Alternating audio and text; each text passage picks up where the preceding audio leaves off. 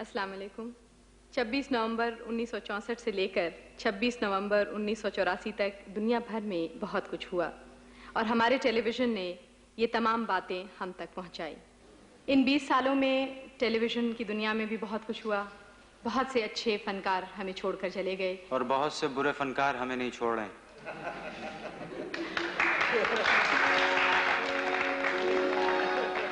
बहुत से प्रोग्राम हमारे नाजरीन ने नापसंद किए और बहुत से नाजरीन को हमारे प्रोग्रामों ने नापसंद किया। बहुत सारे ऐसे ड्रामे जो लोगों की समझ में आए उन पर तनकीद की गई और बहुत बुरा भला कहा गया, लेकिन बहुत सारे ऐसे ड्रामे जो लोगों की समझ में नहीं आए उन्हें बहुत सराहा गया।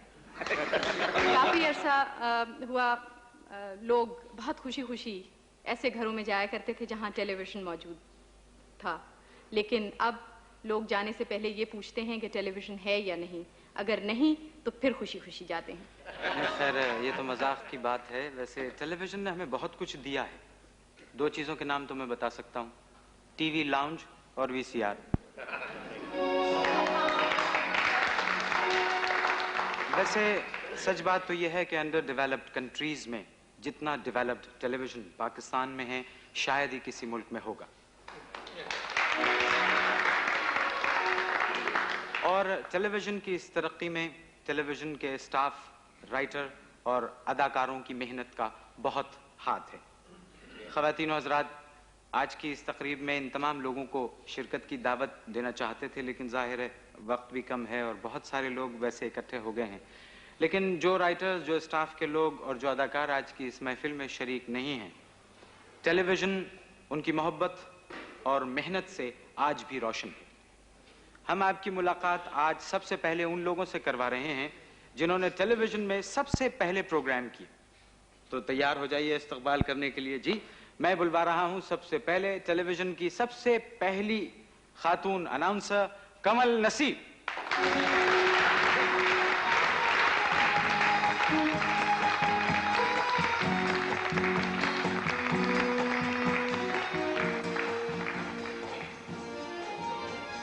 टेलीविज़न के पहले मर्द अनाउंसर तारिक अजीज़ साहब जो इस वक्त मुल्क से बाहर हैं, और हम सब की तरफ से उन्हें टेलीविज़न की ये 20वीं सालगिरह मुबारक हो। मैंने कबूल की।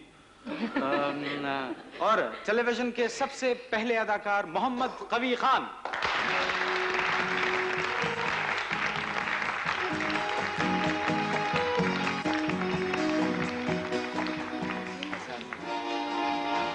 टेलीविज़न के पहले कैमरामैन निसार मिर्ज़ा और अनीस अहमद।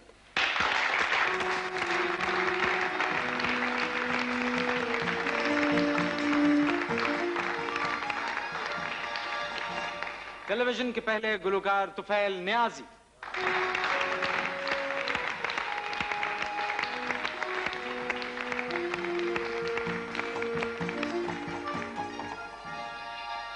ख़वातीन और हज़रात, बहुत सारे मुबारकबाद के पैगाम मौसूल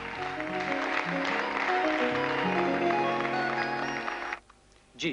मोइन, आप बातें करते रहेंगे, ये केक क्या घर ले जाने का इरादा है आपका? नहीं नहीं, खैर ये कटेगा भी यहीं पे, खाया भी यहीं जाएगा। वाह, वाह। लेकिन मैं जरा कंफ्यूजन में हूँ। क्यों? ये सारे पहले पहले पहले आ गए हैं, तो इन सब पहले पहलों में से पहला कौन होगा जो केक काटेगा? मेरा ख्याल है लेडीज फर्स्ट। क्या ख्याल है कमल नसीर? आप 1 मिनट।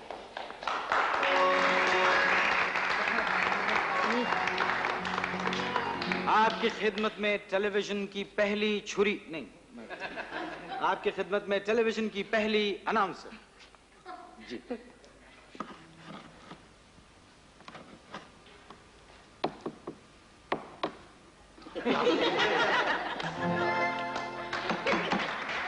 ये शोएब मंसूर साहब कहाँ हैं? आज तो असली केक मंगवा लिया होता। खैर कोई बात नहीं, ये तो होता है। क्या हो सकता है? जी हाँ, बैठिए आप लोग बैठिए। कवि साहब आप यहाँ तशरीफ लाइए। कवि साहब आप टेलीविज़न के पहले हीरो हैं जी। ठीक है, लगता है टेलीविज़न के आखिरी हीरो भी आप ही होंगे, इसलिए कि टेलीविज़न 20 साल का हो गया है और इस 20 साल में आपकी उम्र 20 साल और कम हो गई है।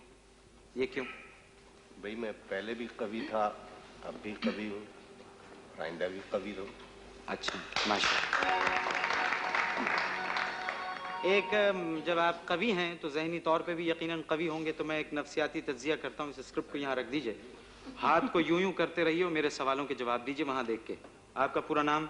मोहम्मद कबीर खान। टेलीविजन के कितने ड्रामों में काम किया? बेशुमार ताला। फिल्म में भी बहुत काम किया? जी। तालीम? ग्रेजुएशन। आपकी उम्र? 42 साल। 42 साल का आदमी जो है मैच्योर होता है, समझदार होता है। तुम्हें पता होगा, तुम भी तो 42। नहीं, मैं जाहिर है आपसे नहीं, आदमी 30 साल के बाद कहते हैं मैच्योर हो जाता है। 42 साल का आदमी यकीनन मैच्योर होता है। अगर आप हैं मैच्योर तो मैं भी हूँगा। आप हैं ना मैच्योर, तो ये क्या कर रहे हैं? ये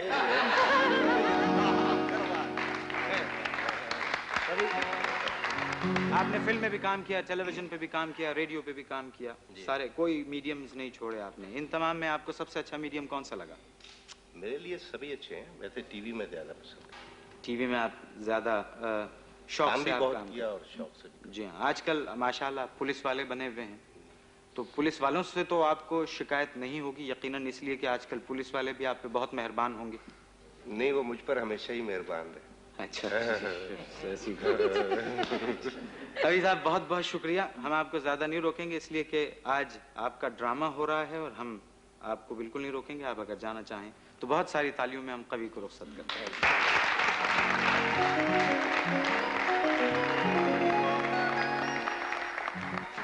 तो फैल न्याज़ी साहब, आप टीवी में आए कैसे? मुझे लाया गया था। जी वही पूछ रहा हूँ। वो थे असलम अदर, सैयद फजल कमाल साहब, निसार साहब थे, ज़कात दुरानी थे वो बेचारे, और निसार साहब थे। तो इन्होंने मुझे टेलीविज़न पे लेके आए, यानी तो पहली तस्वीर फर्स्ट चांस मुझे मिला। हाँ, इतने सारे लोग आपको जबरदस्ती लेके आए थे? हाँ, तो शायद मैं कुछ ऐसा था। नहीं, जाहिर है जहाँ तक आपके फन का ताल्लुक है, हमारे मुल्क में शायद ही कोई दूसरा तुफैल न्याजी हो। तुफैल साहब, एक बात कि उस जमाने में जब आप गाया करते थे तो टेलीविजन से लाइव प्रोग्राम होते थे। हाँ, होते थे, है ना? हाँ। और उसमें कोई रिकॉर्डिंग नहीं हुआ करती थी, तो कभी कभी ये होता था कि कोई सिंगर कोई पैड़ी जगह ला देना सी उन्होंने, कोई गलत सुर लगा दिया उसने, तो बाहर जब निकल के लोग उससे कहते थे कि तू गलत की तरह कहने नहीं हो, मैं सही सुर लाया सी। आपके साथ तो ऐसा नहीं हुआ? दरअसल सुर सही लगे जी, चाहे शक्ल कितनी भी अच्छी हो, मगर आप ही हैं कितने अच्छे लगते हैं। बेसुरा गाओ तो बिल्कुल बुरे लगोगे।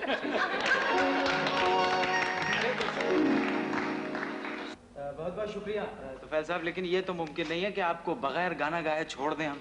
क्यों ख़वातीन हज़रात? जी हाँ, बिल्कुल अख़बार साहब बिल्कुल सही कह रहे हैं आप। वही गाना हाँ, शफाक भाई ने भी मेरी तायद की है, जो पहले रोज आपने गाया था। और वो गालिबन आपके साथ एक चिमटा भी था बड़ा जबरदस्त। कुर्बान है, छोटा भाई है। तो दोनों मौजूद हैं, तशरीफ लाइए। बहुत सारी तालियां।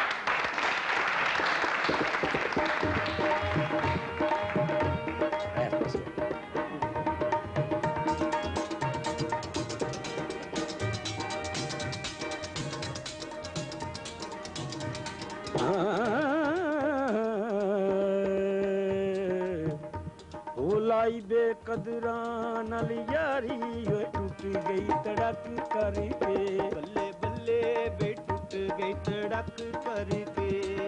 बचपन गया जवानी आई चिड़िया ने गुलजारा, बचपन गया जवानी आई चिड़िया ने गुलजारा।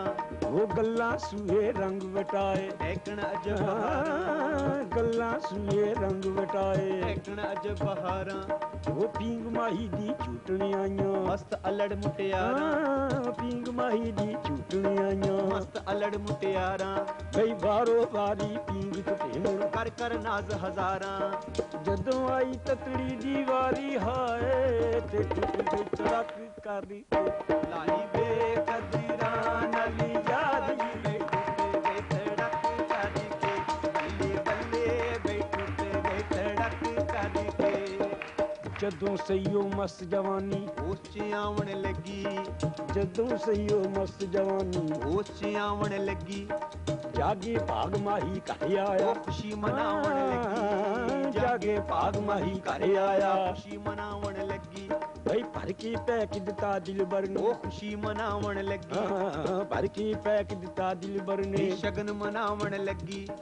बुला नाल लगी जद प्याली हाय ते टूट गई तड़क कर भाई बेकदरा नाली यारी वे टूट गई तड़क कर ओ बल्ले बल्ले टूट गई धड़क करके।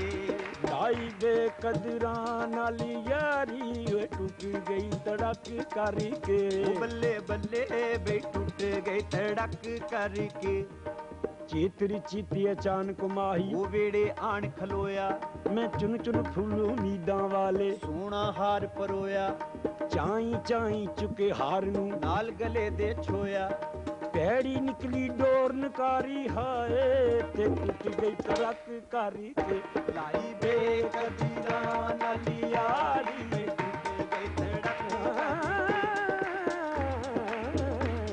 लाई बेकदरा नाली यारी पे टूट गई धड़क करके। बल्ले बल्ले टूट गई तड़क करके।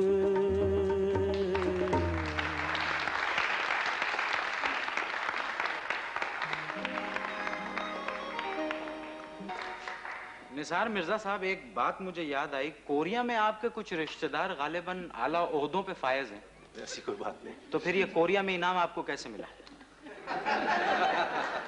देखिए, वहाँ एक मुकाबला था, 60 मुल्कों ने हिस्सा लिया था उसमें जी, और 40 ने पार्टिसिपेट किया फाइनल मुकाबले में, और उसमें मेरी कैलाश जो डॉक्यूमेंट्री थी ग्रैंड अवार्ड उसने हासिल किया। तो रिश्तेदारी की ये हमारे लिए एजाज की बात है कि आपने 60 मुल्कों में से हमारी 40 मुल्कों में से हमारी डॉक्यूमेंट्री को एजाज हासिल हुआ। आप टेलीविजन पे जो सबसे पहली तस्वीर ऑन एयर गई वो आपके कैमरे से ली गई थी? जी हाँ। और चेहरा था तारिक अजीज का, कोई और चेहरा नहीं मिला? पर जल्दी के काम तो ऐसे ही होंगे। हाँ, जल्दी के काम ऐसे ही होंगे। मैं ये बात तारिक अजीज को बताऊंगा। अनीस अहमद साहब, प्यार से आपको सब अनीस डैडी कहते हैं। आप टेलीविजन के सबसे सीनियर कैमरामैन गर्दाने जाते हैं। 20 साल हो गए टेलीविजन के कैमरे के पीछे आपको खड़े हुए। इस दौर में बड़ी तब्दीली हुई, आप कुछ कहना चाहेंगे? नहीं, बस खुशी हो रही है देख के कि अच्छी तब्दीली हुई। बहुत बहुत शुक्रिया डैडी साहब, सबसे सीनियर कैमरामैन। अच्छा इशफाक साहब, ये बताइए कि आपकी फैमिली में सबसे पहले तो आपने लिखना शुरू किया, उसके बाद बानो आपा ने लिखना शुरू किया, फिर अब आपके बेटे जो हैं अनीस अहमद वो ड्रामे लिख रहे हैं। तो इससे आपके ऊपर कुछ बोझ ज्यादा नहीं पड़ गया? नहीं, मुझ पे तो नहीं पड़ा। ये तो ये लिखती है और वो लिखता है, तो मेरा बोझ तो मैं अपना उठाता हूँ, मैं उनके तो नहीं उठाता बोझ। अच्छा हाँ, अच्छा, ओहो, मुझे बहुत बोझ पड़ा है, बिल्कुल पड़ा है। यानी मैं तो पिस गया। हाँ, मैं नहीं समझा, मैं तो पिस गया इस बोझ से। अब मेरी शक्ल नहीं देख रही है तो खिलाई, पहले मैं इतना मोटा हूँ, अब कैफियत और कमजोर नजर आ रहे हैं। अच्छा आप ये बताइए, बहुत सारे लोग ये पूछते हैं आजकल कि भाई वो एक अशफाक अहमद हुआ करते थे जिन्होंने एक मोहब्बत के 100 अफसाने बना दिए थे। जी जी। तो उनको आजकल हम तलाश करते फिर रहे हैं, नहीं मिल रहे। तो आपको मालूम है वो कहाँ गए? असल में बात यह है कि कुछ लोग ऐसे भी हैं जो उस अशफाक अहमद को तलाश कर रहे हैं जो चौथी जमात में फटी लिखा करता था, तख्ती। तो अब मुझे उसका भी पता नहीं कि वो कहाँ है। तो ये तो एक डेवलपमेंट की स्टेजेस होती हैं, इसलिए वो तो नहीं मिलेगा। उससे अगला इशफाक अहमद ही मिलेगा। अब वो अच्छा है या बुरा है ये फैसला तो फिर लोगों को ही करना है। अब थोड़ी देर के बाद तलाश करेंगे, मैं 65 वर्ष का हो जाऊंगा, फिर वो कहेंगे काले बालों वाला कहाँ गया, तो वो तो नहीं मिलेगा ना, वो तो एक चीज बदल जाती है। फैसला तो मेरा ख्याल लोग कर ही चुके हैं। अभी इत्तेफाक से कुछ अरसा पहले मैं इस्लामाबाद में जब थी तो एक महफिल में यूं ही तबसरा हो रहा था। तो टीवी पे आपको पता है वैसे ही तबसरे बहुत होते हैं। तो किसी ने, एक खातून ये फरमा रही थी कि अशफाक अहमद तो बिल्कुल एक टीवी के एंटेने की तरह है कि अगर वो सही ना लगा हो या ना लगा हो तो तस्वीर धुंधली नजर आती है। तो ये तो मेरा ख्याल बहुत बड़ा ऑनर है अगर आपको ये कहा जाए कि आप टेलीविजन के ड्रामे। हाँ, मेहरबानी है उनकी। लेकिन मैं तो कुछ यूं डरा सा रहता हूँ कि जितने भी मेरे मिलने वाले या दोस्त या हैं वो दूर से चले आते हैं जब जिस दिन मेरा प्ले हो, और यूं उन्हें उंगली की होती है और जैसे चले आते हैं। तो मैं कहती हूँ, कहेंगे जी सिर तो लंग गया। ये एक बड़ा मुहावरा चलता है, ये खास मोहब्बत की बात वो करते हैं अक्सर। तो मैंने कहा शायद वो एंटेना की कुछ उंगली चला रही हूँ। वैसे मैं उनका शुक्रगुजार हूँ और आपके थ्रू और भी ज्यादा शुक्रगुजार हूँ। अच्छा बानो आपा, हमारे टेलीविजन की आज 20वीं सालगिरह है और माशाल्लाह आपकी शादी को भी 20 साल से ज़्यादा का अरसा गुजर चुका है। तो आप ये बताइए कि इस 20 साल के अरसे में टेलीविज़न ज़्यादा बदला है या अशफाक साहब? दोनों ही बदल गए जी। लेकिन बहुत ज़्यादा तब्दीली आई है या? गालिबन तब्दीली तो हम में ज़्यादा आई होगी टेलीविज़न की निस्बत। यहाँ वही मौसीकी हो रही है, वही खेल भी हो रहे हैं, इसका पैटर्न तो वही है, चेहरे बदलते रहते हैं, लेकिन हम गालिबन दोनों बहुत ज़्यादा बदल गए। अच्छा ये आप बताइए कि बहुत से लोग ये कहते हैं कि बानो आपा पहले बहुत छोटी छोटी खूबसूरत आसान कहानियाँ टेलीविज़न के लिए लिखा करती थी, लेकिन अब उन कहानियों में तसव्वुफ और कब्रिस्तान ने जगह ले ली है, तो ये तब्दीली कैसे? देखिए अब मैं तसव्वुफ के भी करीब हूँ और कब्रिस्तान के भी करीब हूँ। अब मुझे उसी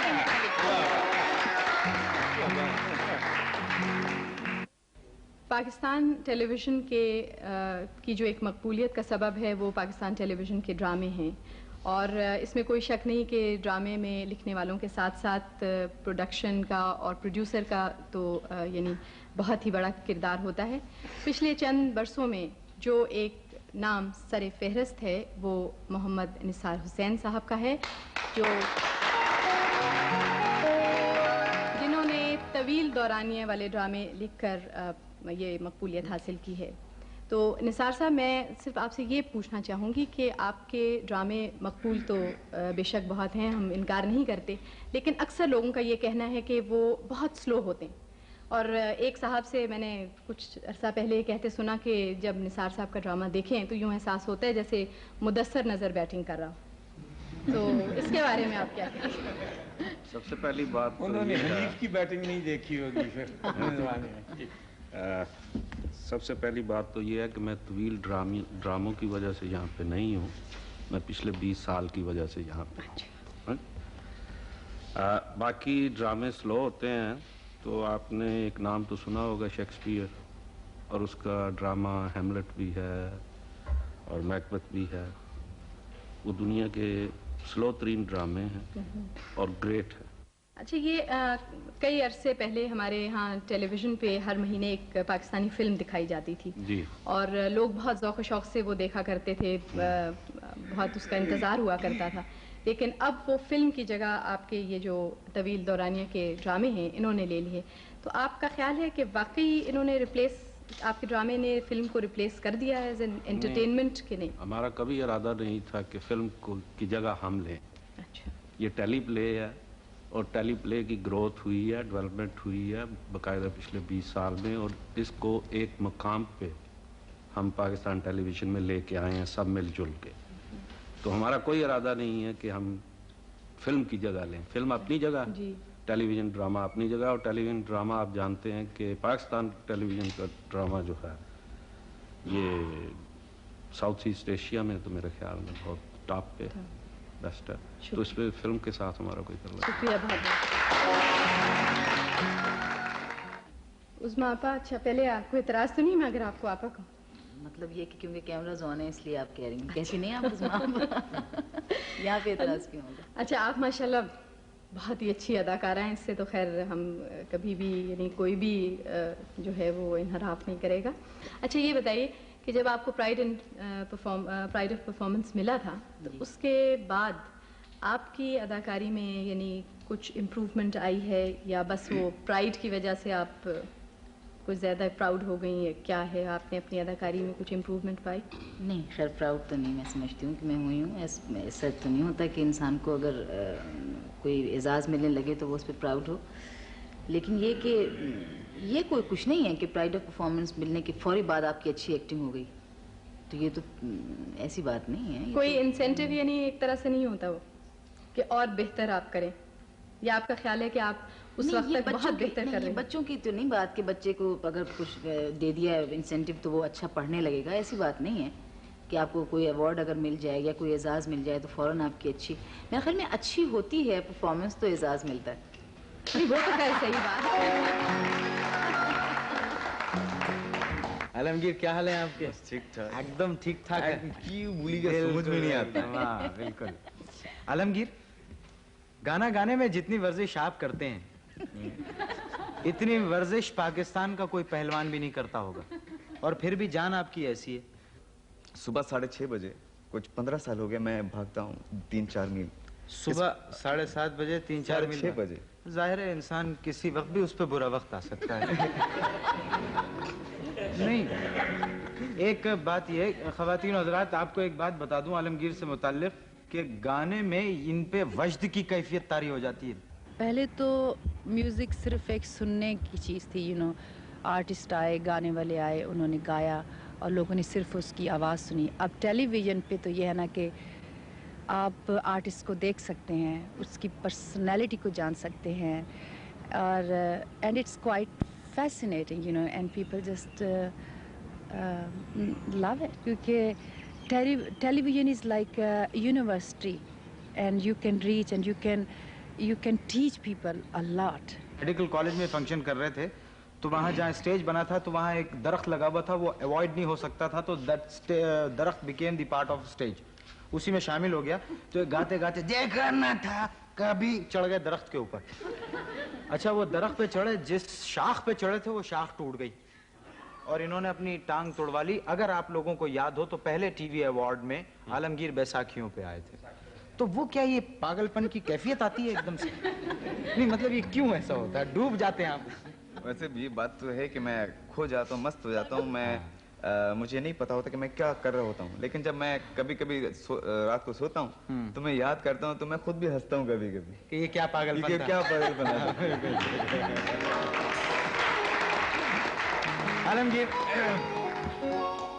आलमगीर, हमारे इतने सारे प्यारे साथी मौजूद हैं, मुझे यकीन है कि कोई भी जाने नहीं देगा बगैर आपको गाना गाए हुए। क्या ख्याल है, हो जाए आलमगीर के?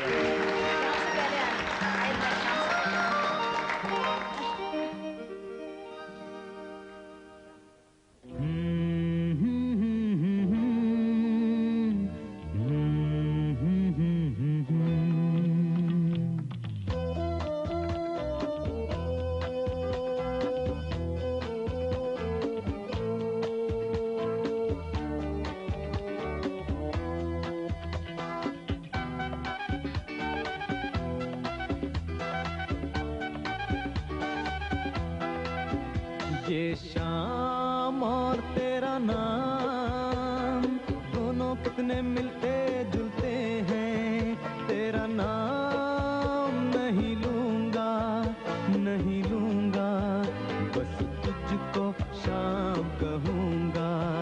ये शाम और तेरा नाम दोनों कितने मिलते जुलते हैं, तेरा नाम नहीं लूंगा, नहीं लूंगा, बस तुझको शाम कहूंगा। ये शाम और तेरा नाम।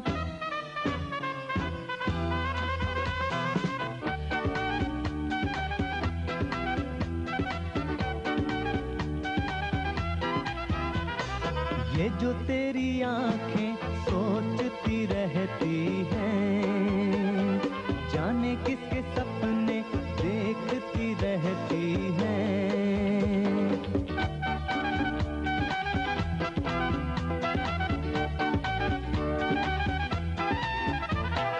ये जो तेरी आंखें सोचती रहती हैं, जाने किसके सपने देखती रहती हैं। मैं इन पर गीत लिखूंगा। ये शाम और तेरा नाम दोनों कितने मिलते जुलते हैं, तेरा नाम नहीं लूंगा, नहीं लूंगा, बस तुझको शाम कहूंगा। ये शाम और तेरा नाम।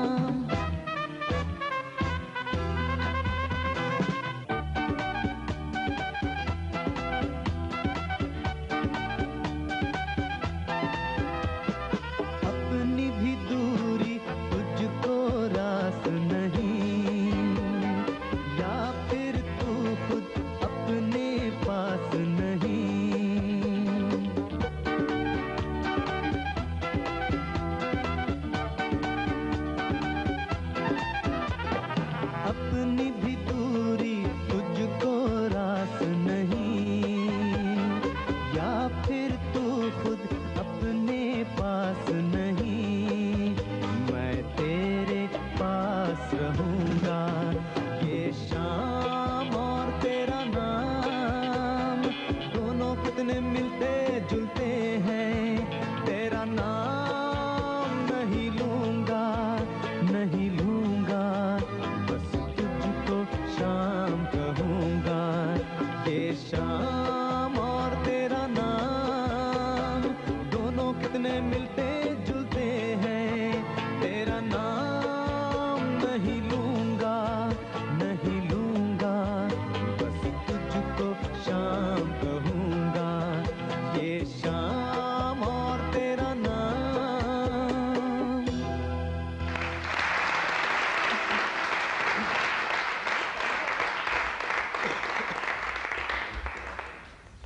महबूब आलम साहब, अगर अमजद इस्लाम अमजद पाकिस्तान में न पैदा होते तो आप क्या करते?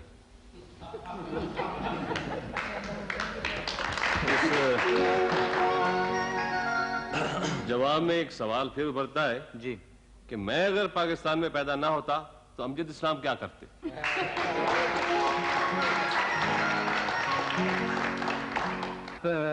एक बात आपसे कहना चाहता हूं कि टेलीविजन पे बहुत से किरदार किए जाते हैं और कुछ किरदार ऐसे होते हैं जो लाजवाल हो जाते हैं। ऐसा ही एक किरदार चौधरी हशमत का भी था जिसमें आपको बहुत दाद मिली। आपसे एक बात पूछना चाहता हूं, आपके अजीजों में कोई रेल में मुलाजिम है? जी नहीं। मतलब आप रेल में बहुत सफर करते थे? पहले करते थे, अब नहीं किया। मतलब बहुत ज्यादा करते थे या थोड़ा सा? थोड़ा। तो फिर ये आपके हर किरदार में ये आप इतना हिलते हुए क्यों नजर आते हैं? ओ ये तुम लोग चार जमातें पढ़ के अपने आप को क्या समझने लगते हुए? जनाब, पिछले 20 वर्षों में टेलीविजन ने पूरी कौम को हिला के रख दिया है। आपको मैं हिलता हुआ नजर आता हूँ? वैसे टेलीविजन को 20 साल हो गए। 20 साल में यकीनन बहुत सी तरक्कियां हुई हैं। आप क्या समझते हैं हमारे यहाँ ड्रामों के शोबे में कितनी तरक्की हुई है? बहुत तरक्की हुई है। पहले लाइव होता था, उस वक्त भी उसका एक अच्छा मयार था। उसके बाद आस्ता आस्ता टेक्निकल फैसिलिटीज़ हैं और फिर अच्छे राइटर्स हमें शुरू से भी दस्तयाब हैं और आर्टिस्ट बहुत मजे आर्टिस्ट हैं। यही वजह है कि हमारा ड्रामा दूर तक यकीनन हमारा टेलीविजन के जो प्रोडक्शंस हैं वो इंटरनेशनल स्टैंडर्ड पे फखरिया तौर पे पेश की जा सकती हैं। बहुत बहुत शुक्रिया। कैसी हैं निंदिया बिंदिया? खैरियत से हैं आप? सलामत करती हूँ आपको और वालेकुम सबको जो भी अस्सलाम। यहाँ मौजूद है हमारे आर्टिस्ट। बिंदिया, आपने टेलीविजन पे आगाज बहैसियत अंग्रेजी न्यूज कास्टर के किया था। जी बिल्कुल। अंग्रेजी में खबरें पढ़ती थी, फिर आपने खबरें पढ़ना छोड़ दी। दिल तुम्हारा अभी भी करता है हम इंग्लिश न्यूज़ पढ़ें, लेकिन न्यूज़ जो है वो शिफ्ट हो गई थी इस्लामाबाद। हाँ, लेकिन आपने और छोड़ दी ना। वैसे भी जो हमारा मेन टारगेट था वो एक्टिंग का था। अच्छा। लेकिन घर से इजाज़त का यही है कि यही सूरत हमें नजर आई कि न्यूज़ कहेंगे तो शायद इजाज़त मिल जाए। फिर बाद में जैसे अनीस साहब हमारे बहुत सीनियर मोस्ट कैमरामैन बैठे हैं यहाँ, जी जी, इन्होंने एक दफ़ा कहा हमें कि किसी ऐड में काम करो। हमने कहा बिल्कुल भी नहीं हम करेंगे। किसी कमर्शियल में या फिल्म में कहेंगे बेटा मैंने बाल इसी तरह मैंने धूप में सफ़ेद नहीं किए। ये शुरू में जब सब आते हैं ऐसे ही कहते हैं। तो अब जब भी हम इनको मिलते हैं हम कतरा के गुजर जाते हैं कि इन्होंने हमें कहा तो सही था। बिल्कुल सही है। आप मेरा सवाल छोड़ गई। कौन सा सवाल? मैं ये हमने कह रहा शुरू था इंग्लिश न्यूज़ से की। कि ना फिर छोड़ दी ना आपने न्यूज़? छोड़ दी, हाँ। फिर नहीं तो क्यों छोड़ी? कि अंग्रेजों ने मना कर दिया था कि ना कोई? अच्छा, फिर आप ड्रामे में आ गई? हम ड्रामे में आ गए इसलिए कि उस वक्त झोंक सियाल एक सीरियल हो रहा था। मेरे उस्ताद हैं यावर हयात साहब। ओह, बड़ी जबरदस्त सीरियल थी तो झोंक उस सियाल। वक्त एक किरदार की जरूरत थी उनको, तो हमने चूंकि न्यूज़ छोड़ा हुआ था उस वक्त हम अनाउंसमेंट्स में आ गए थे। जी जी। तो इन्होंने हमें कहा यावर साहब ने क्या आप काम करेंगे? हमने कहा हमें एक्टिंग तो आती नहीं, हम किस तरह काम करेंगे? हम नकल कर लेंगे जो आप कहेंगे। कहते हैं नकल करना ही तो एक्टिंग है। मैंने कहा अच्छा। तो फिर वो सीरियल में हमने कुछ 3-4 एपिसोड्स किए थे। बहुत, हम आपसे मिलकर बहुत खुश हुए। हम आपका बहुत शुक्रिया अदा करते हैं। हम आपसे फिर बात करेंगे। शुक्रिया।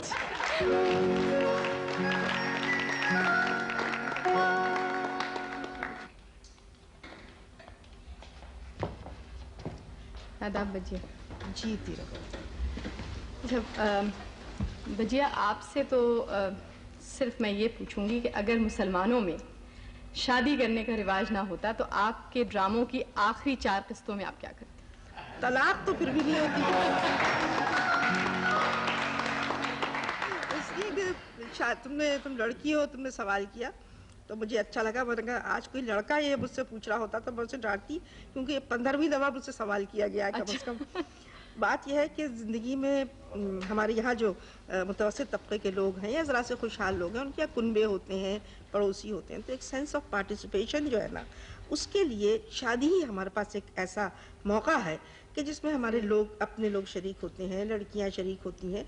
मैं घर से बाहर तो कोई काम नहीं कर रही ना, लिहाजा उसके ऊपर कोई एतराज़ वैसे भी नहीं हो सकता है। एक तहजीब का हिस्सा है, रंग होता है ज़िंदगी में, और बड़ा खूबसूरत रंग है। उसमें कुछ शराफत के पहलू हैं और कुछ उसके अंदर कल्चर जिसको आप कहते हैं, जिसको मैं तहजीब कहूँगी, या ये इस तरह की चीज़ें हैं। मेरे ख्याल में ये कोई बुरी बात नहीं है। बहरहाल ये मैंने तुमसे पहले कह दिया कि अगर शादी न भी दिखा दी तब भी तलाक मैं नहीं दिखा सकती। हमारे यहाँ बच्चों के जो प्रोग्राम हैं, बहुत अच्छे अच्छे प्रोग्राम देखने में आते हैं, लेकिन बहुत टॉप के जो एक्टर्स हैं या राइटर्स हैं, वो कभी बच्चों के लिए कोई इतना अच्छा प्रोग्राम या इस किस्म के ड्रामे नहीं लिखते। हालांकि दूसरे मुल्कों में आप देखिए कि जो बहुत टॉप के एक्टर्स हैं वो ज़रूर बच्चों के उसमें पार्टिसिपेट करते हैं। असल में बेटी, इस मामले में हमें अपनी कोताही तस्लीम कर लेने में लम्हे भर का भी उज़्र करने की ज़रूरत नहीं है। बात यह है कि हमसे बच्चों का हक अदा नहीं हुआ। हम लोग कुछ अपनी दौड़ में कुछ, मैं ये तो नहीं कहती कि सभी ऐसे हैं कि कुछ काम करना है, कुछ थोड़ी सी शोहरत भी चाहिए, लेकिन ये जो बुनियादी किस्म के काम है, कौमी मसाइल जो है, इस पे वाकई तवज्जो नहीं दी। और मैं खुद सबसे ज़्यादा कसूरवार समझती हूँ, इसलिए कि मुझे बच्चों से प्यार भी बहुत है और ये करना चाहिए। इसमें मेरे ख्याल में हमारे यहाँ बहुत अच्छे अच्छे लिखने वाले हैं और कुछ और लोगों को भी आना चाहिए इस मैदान में। तो अब उम्मीद है कि बहुत जल्द हम बहुत अच्छा सा कोई ऐसा सीरियल जिसमें बच्चों के ऊपर और बच्चों की पार्टिसिपेशन जो है वो बहुत ज्यादा होगी और उसमें बड़े लोग एक्टिंग करें, इंशाल्लाह करेंगे। शुक्रिया। नईम ताहिर, नईम आप ये बताइए कि जिस वक्त 1964 में टेलीविज़न की बुनियाद रखी जा रही थी, तो आप उस वक्त लाहौर आर्ट्स काउंसिल से आप यानी आपका ताल्लुक था, तो उस वक्त आपको किसी किस्म की यानी ये कुछ कंपटीशन की फीलिंग हुई हो, या ये कि आपने वो बुनियादें कैसे रखने दी, क्यों नहीं रोकने की कोशिश की? टेलीविज़न को रोकने की जिम्मेदारी और बहुत लोगों ने अपने पे ले ली थी। अच्छा। और बहुत कोशिश की उन्होंने, लेकिन एक छोटा सा ये सेंटर जो आर्ट्स काउंसिल ही में जिसकी प्लानिंग शुरू हुई थी, जब टेलीविज़न की टीम आई है लाहौर में, असलम अज़हर थे, निसार हुसैन थे, फजल कमाल थे और हमारे मरहूम दोस्त ज़का थे। इन्होंने जब शुरू किया तो इनका दफ्तर एक आर्ट्स काउंसिल के एक छोटे से हट में कायम हुआ था, जिसे लोग कहते थे टेलीविज़न वालों का खोखा। अच्छा। तो वो खोखा जो है वो इतना मशहूर हुआ कि वो फैलता फैलता अब सारे मुल्क पे छा गया है। मुझे बड़ी खुशी होती है देख के कि जिस चीज़ को मैंने नहीं रोकना चाहा था उसे कोई भी नहीं रोक सका। ये बहुत अच्छी बात है। नहीं, मैं जैसे बजिया से बच्चों के प्रोग्रामों के बारे में जिक्र कर रही थी, मैं आपसे ये पूछना चाह रही थी कि स्पोर्ट्स, आप तो चूंकि इतने अरसे से यानी टेलीविज़न देख रहे हैं या किसी न किसी तरह मुंसलिक रहे हैं उससे, कि स्पोर्ट्स की जो एक फील्ड है उसमें आपका क्या ख्याल है कि ये इतने अरसे में वाकई कोई इतनी इम्प्रूवमेंट हुई है हमारे यहाँ टेलीविज़न प्रोग्राम्स में, ये अपने स्टैंडर्ड के मुताबिक हैं, या इनको हम किस तरह और इम्प्रूव कर सकते हैं? असल में स्पोर्ट्स तो यानी मुझे याद है जब मैं टेलीविज़न से मुतल्लिक़ था, सेंट्रल टेलीविज़न इंस्टीट्यूट के प्रिंसिपल के तौर पे, तो लाइव प्रोग्राम से रिकॉर्डेड प्रोग्राम शुरू हुए थे, उसकी ट्रेनिंग दी गई थी। उसके बाद फिर जब आउटसाइड ब्रॉडकास्ट का ये सिलसिला शुरू हुआ और बैंड्स आ गई, तो उसमें सबसे पहली ट्रेनिंग जो हमने दी थी वो स्पोर्ट्स प्रोग्राम्स के कवरेज ही की थी। और बहुत अच्छा कवरेज होता है। मेरे ख्याल में जो सबसे ज़्यादा तवील कवरेज होता है वो क्रिकेट का होता है, और हमारे मुकाबले में सिर्फ एक ही मुल्क मैं कह सकता हूँ कि कवरेज अच्छा देता है, और ऑस्ट्रेलिया के मुकाबले में हम कवरेज देते हैं। मैंने इंग्लैंड का भी कवरेज देखा है और मुल्कों का भी देखा है, अमेरिका में भी देखा है। मेरे ख्याल में इतनी तफसील से और इतना अच्छा कवरेज और कोई टेलीविज़न नेटवर्क नहीं देता है। बल्कि अब मुझे ये महसूस होने लगा है कि शायद हमें कवरेज कुछ कम करना चाहिए, क्योंकि ऑडियंस देखने वाले गायब होते जा रहे हैं क्रिकेट मैचों में से, तो कुछ ज़्यादा ही अच्छा हो गया। शुक्रिया नहीं। आपसे फिर टाकरा हो ही गया। जी। दिलदार परवेज भट्टी टाकरा 5 साल तक करते रहे, यादश बखैर, जमा फिक्र। आप बहुत अच्छे कॉम्पेयर हैं, वैसे कुछ मेरे से कम, लेकिन ये बताइए कि जब ये आपकी कुछ नहीं चली तो आपने ये लाजवाल करने के बारे में क्यों सोचा? वो लाजवाल तो ऐसे एक चेंज के लिए था ना, भाई राहत काज़मी ने कंपेयरिंग की अवार्ड की। अच्छा। तो हमने सोचा कि हम कंपेयर होके अदाकारी करें, कम खराब ही करना ना किस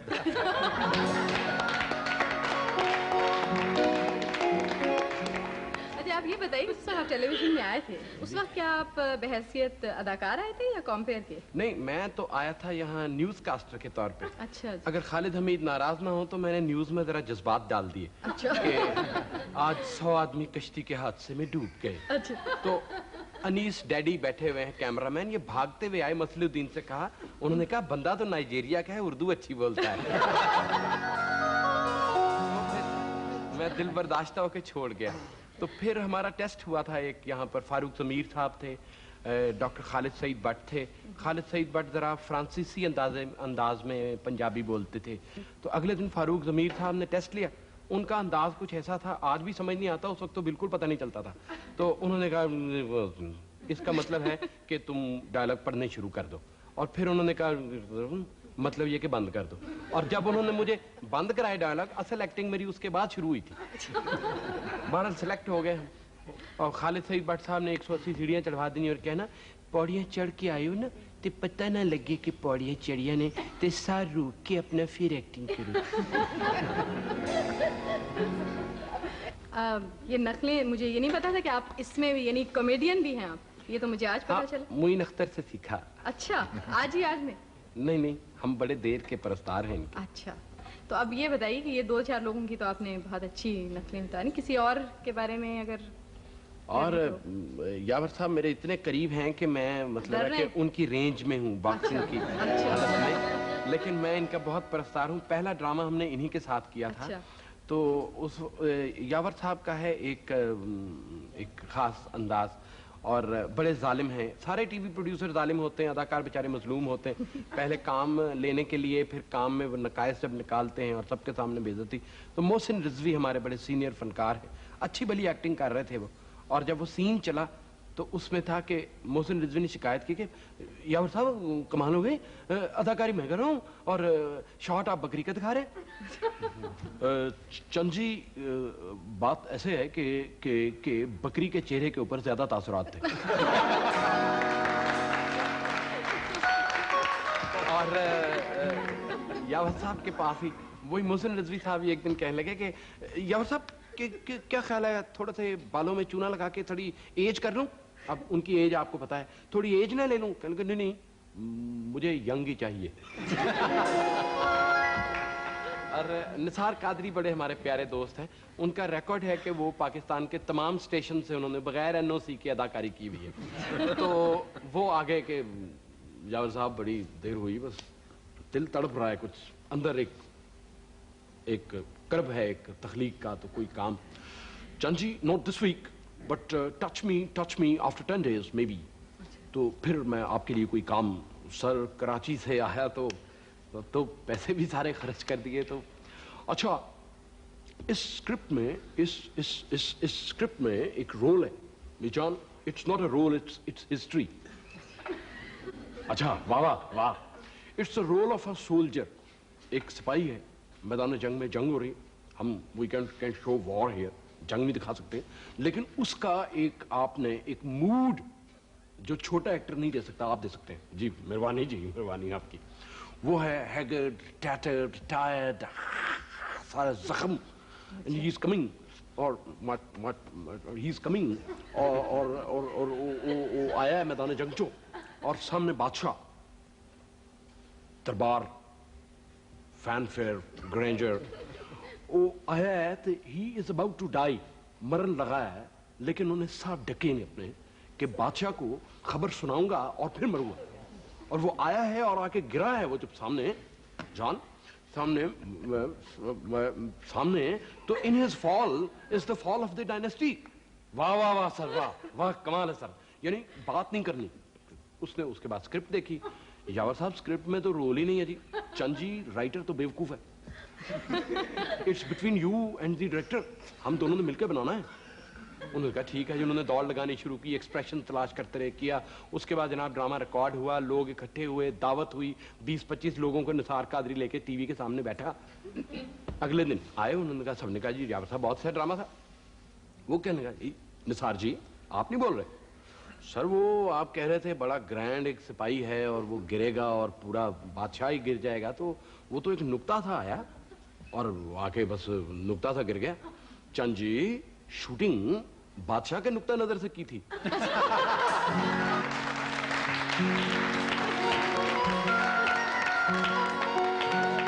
एक हमारे फनकारा हैं नाहिद अख्तर। एक मिनट, ये अख्तरों का डिपार्टमेंट है, ये मुझ पे छोड़ दें आप।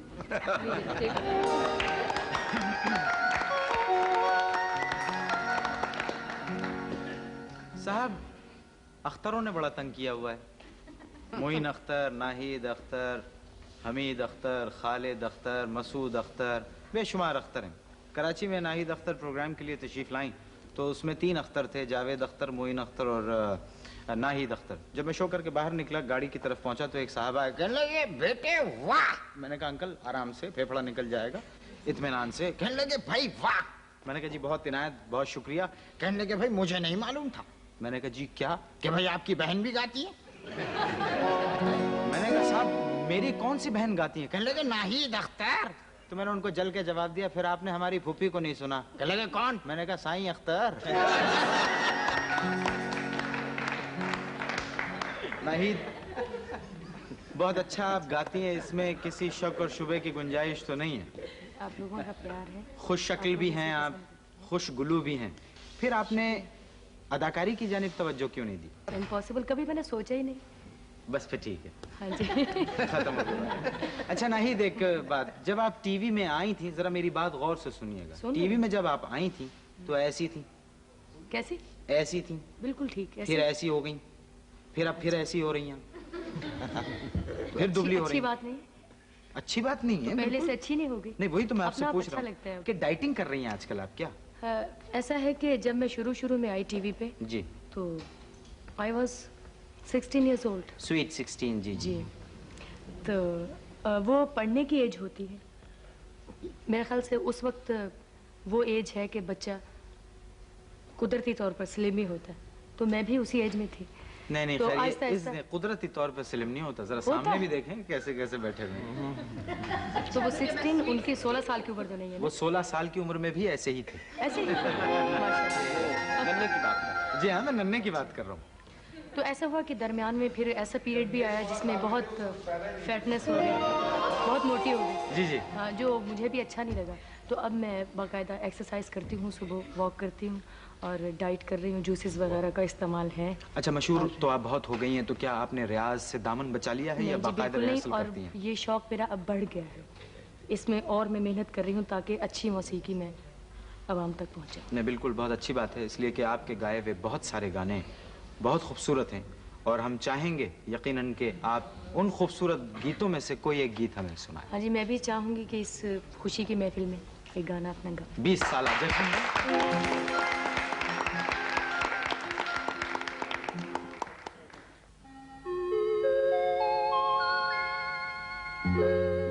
गजरे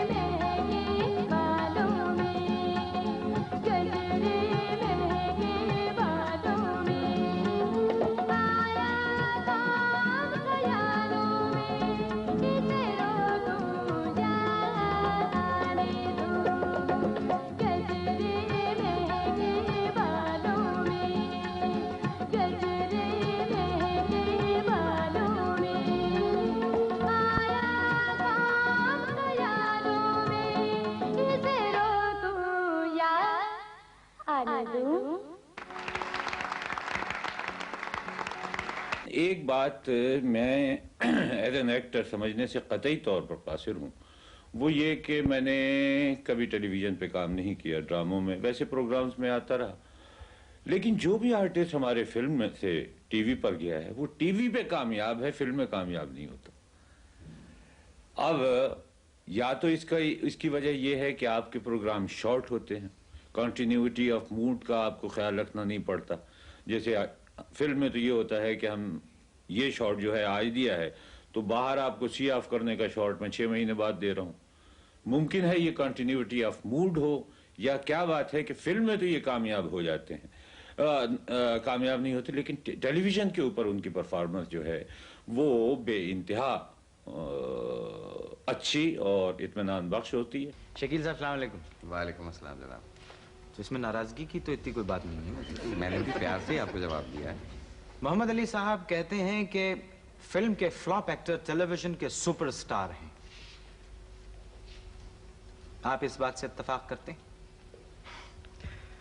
मोइन, मैं अली साहब का एहतराम करता हूँ मगर इनकी इस बात से इत्तेफाक नहीं करता। बात फिल्म या टेलीविजन की नहीं है, बात है सलाहियत की और फ़न की। अगर किसी भी आदमी में सलाहियत है, उसमें फ़न है, तो उसको चाहे वो फिल्म हो चाहे टेलीविज़न, जहाँ मौका फराहम किया जाएगा, उसकी सलाहियतों से फ़ायदा उठाया जाएगा, तो वो अपनी सलाहियतों को, फ़न को मनवा लेगा।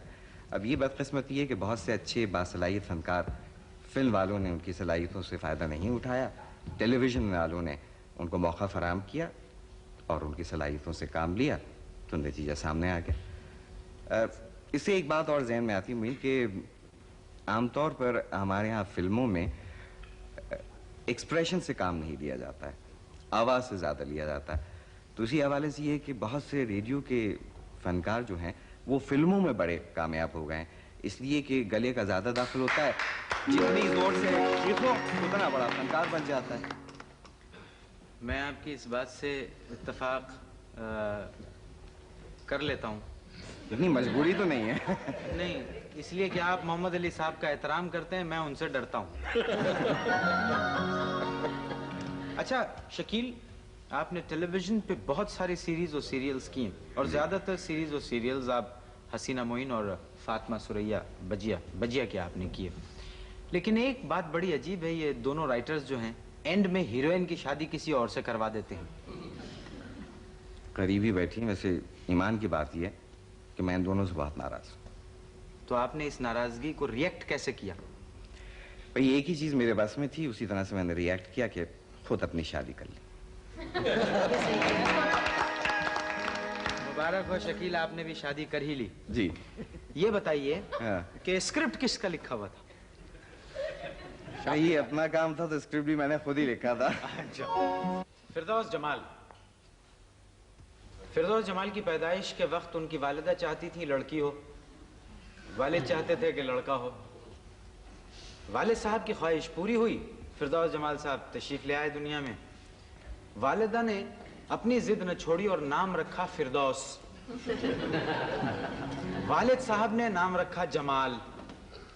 सही है ना फिरदौस जमाल? नहीं, ये तो अपनी तरफ से वैसे ही स्क्रीन प्ले बना लिया तुमने। असल बात यह है कि फिरदौस अटक से उस तरफ मुजक्कर हो जाता।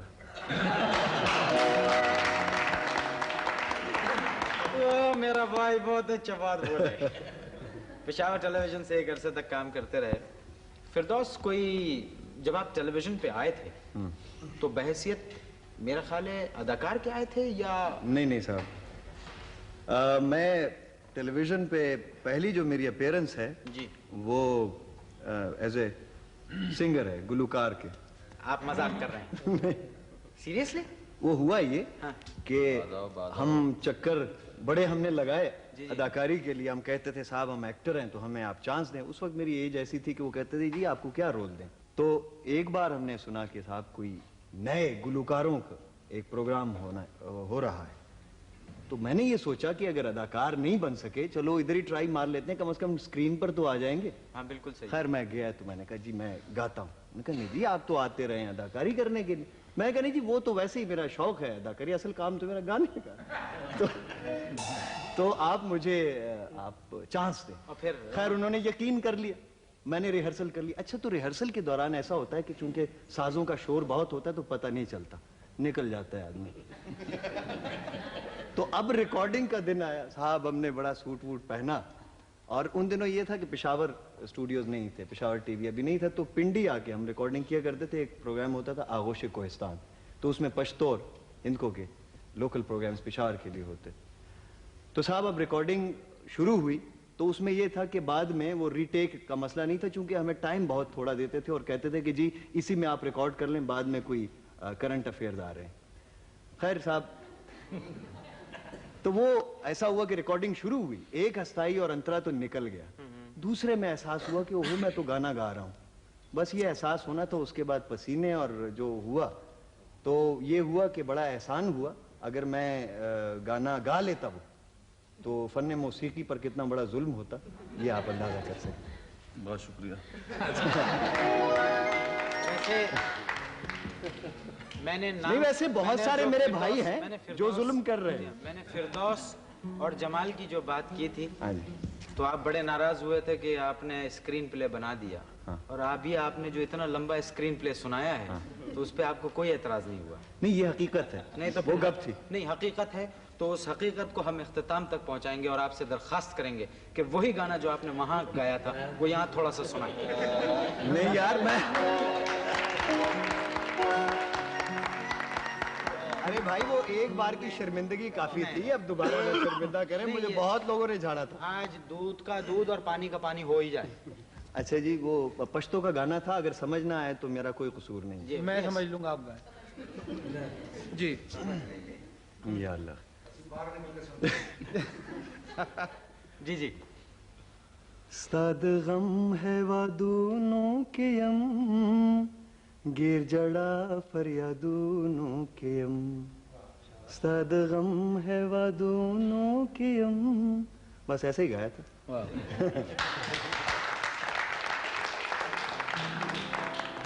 हम सब आपसे इस प्रोग्राम के बाद मिलना चाहेंगे। अच्छा, बहुत बहुत शुक्रिया फिरदौस। Thank you. अथर शाह खान जी।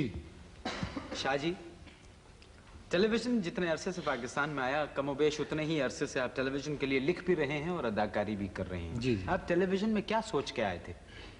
क्या? यानी मैं टेलीविजन में कैसे आया? जी जी। आपकी मुराद हाँ, ये, कैसे आया? कैसे आए? तो हुआ ये कि कोई मेरा ख्याल है 20 साल पहले की बात है जी। लाहौर आर्ट्स काउंसिल में मैं खड़ा हुआ था, बारिश बहुत तेज हो रही थी, बहुत तेज बारिश थी, तो मेरे पास कोई जगह नहीं थी छुपने के, तो वहाँ हट्स बने हुए आर्ट्स काउंसिल में। नईम ताहिर साहब ने जैसे बताया, अब नहीं है जी, पहले थे, 20 साल पहले आप नहीं थे यहाँ। तो जनाब वो हट्स बने, तो मैं एक हट में चला गया छुपने के लिए। वहाँ एक साहब ने पकड़ लिया, कहने कमाल करते हैं आप टेलीविजन में आ गए। मैं क्या मतलब, मैं तो हट में। आप कहले साहब आपको पता नहीं, हमारे पास बिल्डिंग कोई नहीं है, हमने हट्स में टेलीविजन का इदारा खोला है, आप तो टेलीविजन में आ गए।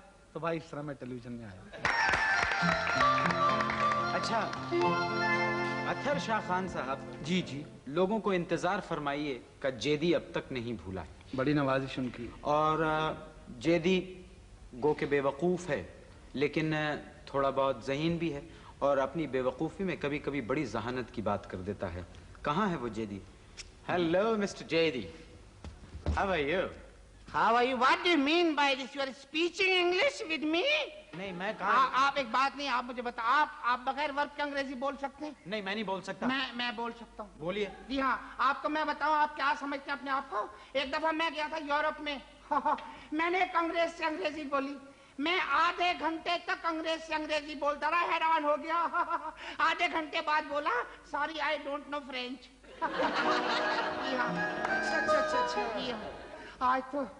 आज तो मीन साहब बड़ा यादगार मौका है। आज टीवी को 17 साल हो चुके हैं। लाहौल। अरे आप कैसी बेवकूफों वाली बात कर रहे हैं जेदी साहब? 20 साल हो गए। नहीं 17 साल हो गए, मैंने हिसाब लगाया, मैं मैथमेटिशियन हूँ।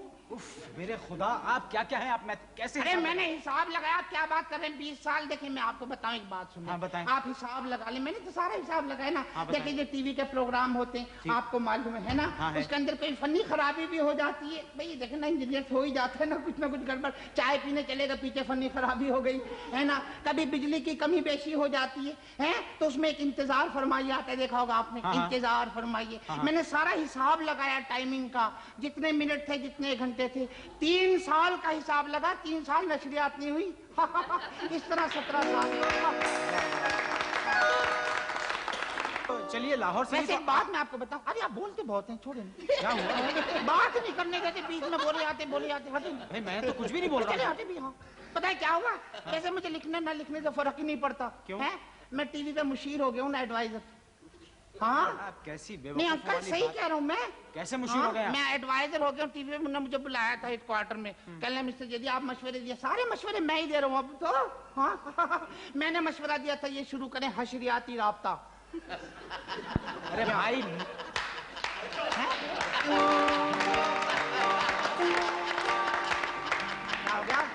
नहीं जेदी साहब आप गलत कह रहे हैं। हशरियाती नहीं नशरियाती राब्ता। अरे छोड़े यार, आपको ग्रामर नहीं आती, कमाल है। आपको ग्रामर नहीं आती। नशरियाती कभी अकेला नहीं होता, नशर अकेला नहीं आता, हशर नशर आता है। देखें आप देखें, जहाँ नशर है वहाँ हशर है। हाँ। समझ रहे आप, बंदा बशर है जी। तो होता यह है कि जब टीवी वाले चाहते ना किसी प्रोग्राम का हशर कर दें तो उसको दिखाते हैं हशरियाती राब्ते पर हैं, तो फनी खराबी तो होती है ना बीच में, फिर बंदा बशर है हशर नशर है तो फनी खराबी हो जाती है, प्रोग्राम का टेम्पू टूट जाता है, सारा तसलसल टूट जाता है, ये हो जाता है हशरियाती राब्ता। बिल्कुल सही कह रहे हैं। तो कल मैं आपको बात बताऊं, ये जो ना हमारे क्या हो गया, क्या बदतमीजी, ये मेरी आदत है। तो पता क्या, हमारे बहुत बड़े प्रोड्यूसर हैं मोहम्मद निसार हुसैन साहब, वो भी मुझसे मशवरे लेते रहते हैं। अच्छा? हाँ मुझे बुलाया एक दिन, मैं आया बड़े परेशान, ऐसे परेशान, बालों में हाथ फेरे थे बड़ी दूर तक, परेशान, इतने परेशान। मैंने कहा क्या हो गया निसार साहब? कहने मिस्टर जेदी मैं बड़ा परेशान हूँ, कुछ बताएं मैं क्या करूँ? मैंने कहा क्या हो गया? कहने मैंने ड्रामा 84 लिखवाया था इस राइटर से, स्क्रिप्ट छोटा पड़ गया आधे घंटे का, मैं क्या करूँ? मैं कहा लो जी गाली कोई नहीं। मैंने मशवरा दिया, मैंने कहा अंकल आप ऐसा करें कराची से तलत हुसैन को बुला लें। जी हाँ। पता है क्या हुआ फिर? पता है क्या हुआ? उन्होंने अंकल जो है ना, अंकल निसार हुसैन, उन्होंने तलत हुसैन साहब को वहां से बुला लिया, कास्ट कर लिया, हीरो ले लिया, आधे घंटे के ड्रामा 2 घंटे में हुआ। हमारे जो है ना तलत हुसैन साहब मुस्कुराने में 15 मिनट लेते। हाँ पता है क्या हुआ? एक दफा इनके ड्रामे का एक शॉट दिखा रहे थे, एक्शन रीप्ले हो रहा था। क्या हो रहा था? Action replay. Action replay? हाँ एक्शन रीप्ले हो रहा था स्लो मोशन में। शॉट ये था कि ये सिगरेट सुलगाते हैं, कस लेते हैं। जब शॉट आया ना ऑन एयर है, 5 बजे सिगरेट सुलगाया था, खबरनामे के बाद कस लिया। ऐसे ही आर्टिस्ट। अरे अंकल एक बात बताओ, मुझे खबरनामे पे याद आ गया। क्या हो गया? क्या यार दूसरे की टाई ऐसे कर रहे। अच्छा मैं और भी वाकया सुनाऊं आपको, बड़ा मुझसे मशवरे लिए, लेकिन ठहरे आप रहने दें, इतने ढेर लोग हैं, बारी किसी की नहीं आएगी। हाँ। काम की बात नहीं हो सकेगी, प्रोग्राम रूबरू हो जाएगा। हाँ बहुत बहुत शुक्रिया, आप बैठ जाइए।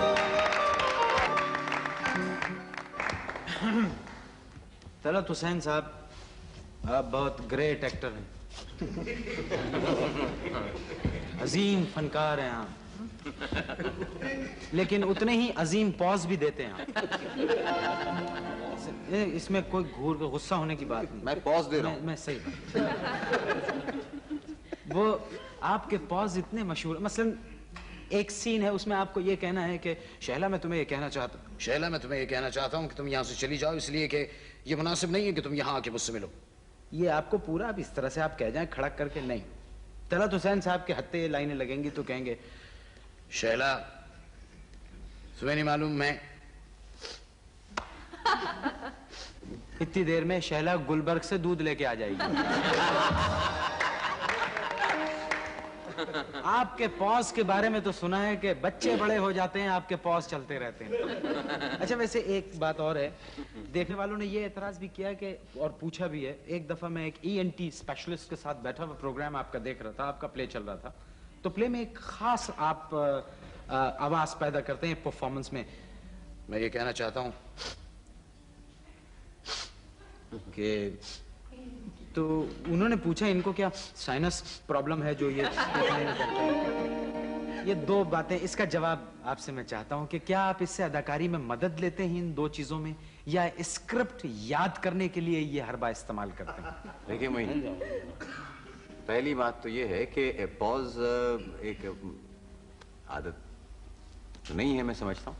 पॉज वहां दिया जाता है जहां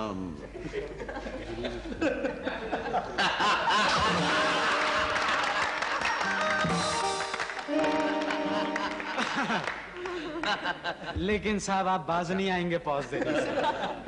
अब रह गई साइनस वाली बात। जी। साइनस फिर पॉज है। नहीं, ये क्यों, ये इससे क्या मदद लेते हैं आप? मुझे है। थोड़े अरसे पहले आप मुल्क से बाहर इंग्लैंड गए थे और वहां आपने किसी अदाकारी के एकेडमी में दाखिला भी लिया था। जी, London academy of music and dramatic arts. जी, ये सेम वाला। तो वहां आपने सीखा और ये बड़ी खुशी की बात है कि एक पाकिस्तानी स्टूडेंट ने वहां गोल्ड मेडल हासिल किया। जी। उसके बाद फिर आप यहाँ आए, यहाँ आके दोबारा आपने टेलीविजन पे एक्टिंग शुरू कर दी। मैं आपसे ये सवाल करना चाहता हूँ कि वहाँ का आपने एक्टिंग का स्टाइल देखा, तो मैं ये पूछना चाहता हूँ कि क्या वहाँ का स्टाइल हमारे यहाँ मैच कर सकता है? मेरा ख्याल है बिल्कुल मैच कर सकता है। किस तरह से? देखिए मुइन, बात दरअसल ये होती है कि हमारे यहाँ बुनियादी तौर पर ट्रेनिंग के लिए रेडियो हुआ करता था, वहीं से हम भी ट्रेन हुए और ज़्यादातर अदाकार रेडियो ही से ट्रेन होकर निकले। कुछ लोग कामयाब हो गए, कुछ लोग उसमें नाकाम रहे। वही एक जगह थी जो ट्रेन किया करती थी इंस्टीट्यूशन के लिहाज। उसके बाद टेलीविज़न आ गया, स्टेज भी साथ साथ चलता रहा। लेकिन ट्रेनिंग मेरा ख्याल है बहुत ज़रूरी होती है। मैं इसी उसमें गया था और वहाँ जाके, यहाँ से जब जाने वाला था तो लोगों ने यही मुझसे कहा था कि वहाँ जो आप ट्रेनिंग लेने जा रहे हैं तो उसका यहाँ क्या फ़ायदा होगा। तो जब मैं वहाँ पहुँचा तो मैंने ये देखा कि नहीं, वहाँ की ट्रेनिंग का फ़ायदा यहाँ हो सकता है, बशर्ते कि आपको यहाँ काम करने का पहले से तजुर्बा हो और आपकी यहाँ जो बुनियाद है अपनी ज़बान की, अपने कल्चर की, उसकी अगर आपको पहचान है तो वो जो टेक्निकल बातें आप वहाँ सीखते हैं उनको आप यहाँ इस्तेमाल कर सकते हैं। बहुत बहुत शुक्रिया।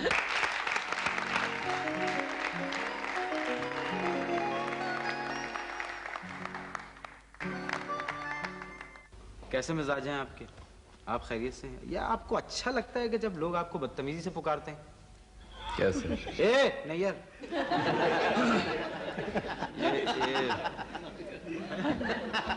ये इंग्लिश का है, लोग उर्दू में पुकारते हैं। तो एक ओए कर देते हैं ना। हाँ, कभी ये हो जाता है, कभी ओए हो जाता है। हाँ, बिल्कुल। तो मेरा नौजवान नस्ल में आप बहुत मकबूल हैं और पिछले 20 सालों में अगर हम जायजा लें तो आपने बहुत सारे गाने गाए जो आवाम में बहुत मकबूलियत जिन्होंने हासिल की। एक पैगाम था जो मैं भूल गया हूँ, दे दूँ आपको। अच्छा, कराची एयरपोर्ट पे खातून मुझे मिली और उन्होंने आपके नाम एक पैगाम दिया था कि वो नैयर को दे दीजिएगा। वो मुझसे कहने लगी, नैयर से कहना मुझे दिल से निकाल दे। ये कह के मुझसे वो चली गई तेजी से। अरे मैं सीरियसली कह रहा हूँ आपसे। मुझे यकीन तो नहीं आ रहा, बहरहाल आप कहते हैं तो यकीन करता हूँ। अब आप मुझसे पूछ लीजिए वो उम्र उसकी क्या थी तो मैं ये भी बता दूंगा। अगर मैं झूठ बोल रहा हूँ तो उम्र नहीं बता सकता। आप जितनी तो होगी। नहीं नहीं, उम्र उसकी कमर चौधरी जितनी थी, नाम बीना बता रही थी। नैयर, फिल्म में भी आपने बहुत गाए, टेलीविजन पे भी बहुत गाने गाए। कोई एक गाना ऐसा है जो बहुत अच्छा लगा हो तुम्हें खुद भी? आप बदनाम कर रहे हैं उस गाने को। नहीं वाकई कोई ऐसा गाना जो बहुत अच्छा लगा हो। हाँ, ये गाया था एक दफा टीवी में ही शुरू में, तो बहुत अच्छा लगा था, तो कहते हैं तो वही सुना देता हूँ। तो इससे अच्छी और क्या बात होगी कि आप अपने पसंद का गाना हम सबको सुनाएं।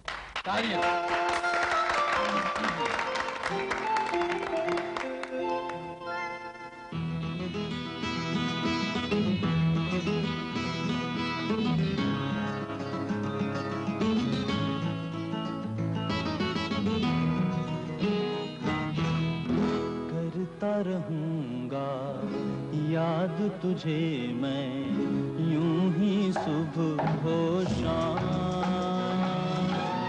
मिट न सकेगा मेरे दिल से बिना तेरा नाम, बिना तेरा नाम। करता रहूंगा याद तुझे मैं, यूं ही सुबह हो शाम।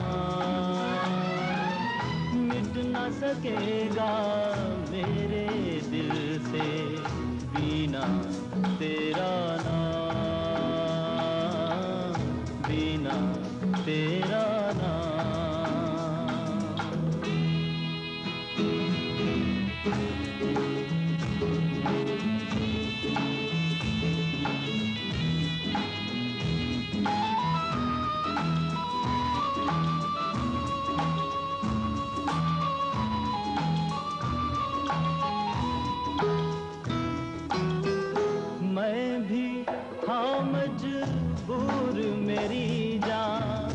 और तू भी मजबूर।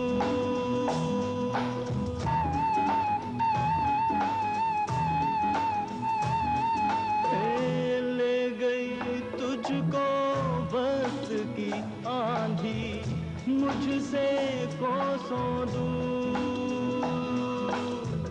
ले गई तुझको वक्त की आंधी मुझसे कोसों दूर। तुझसे बिछड़ कर ये जीवन है मेरे लिए इल्जाम। मिट न सकेगा मेरे दिल से बिना तेरा नाम, बिना तेरा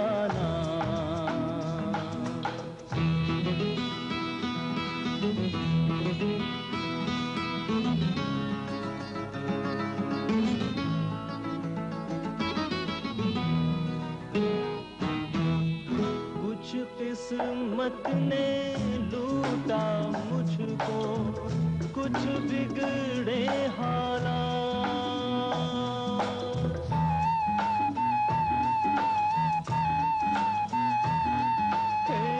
कैसे कर लूं मैं समझौता इस दुनिया के साथ।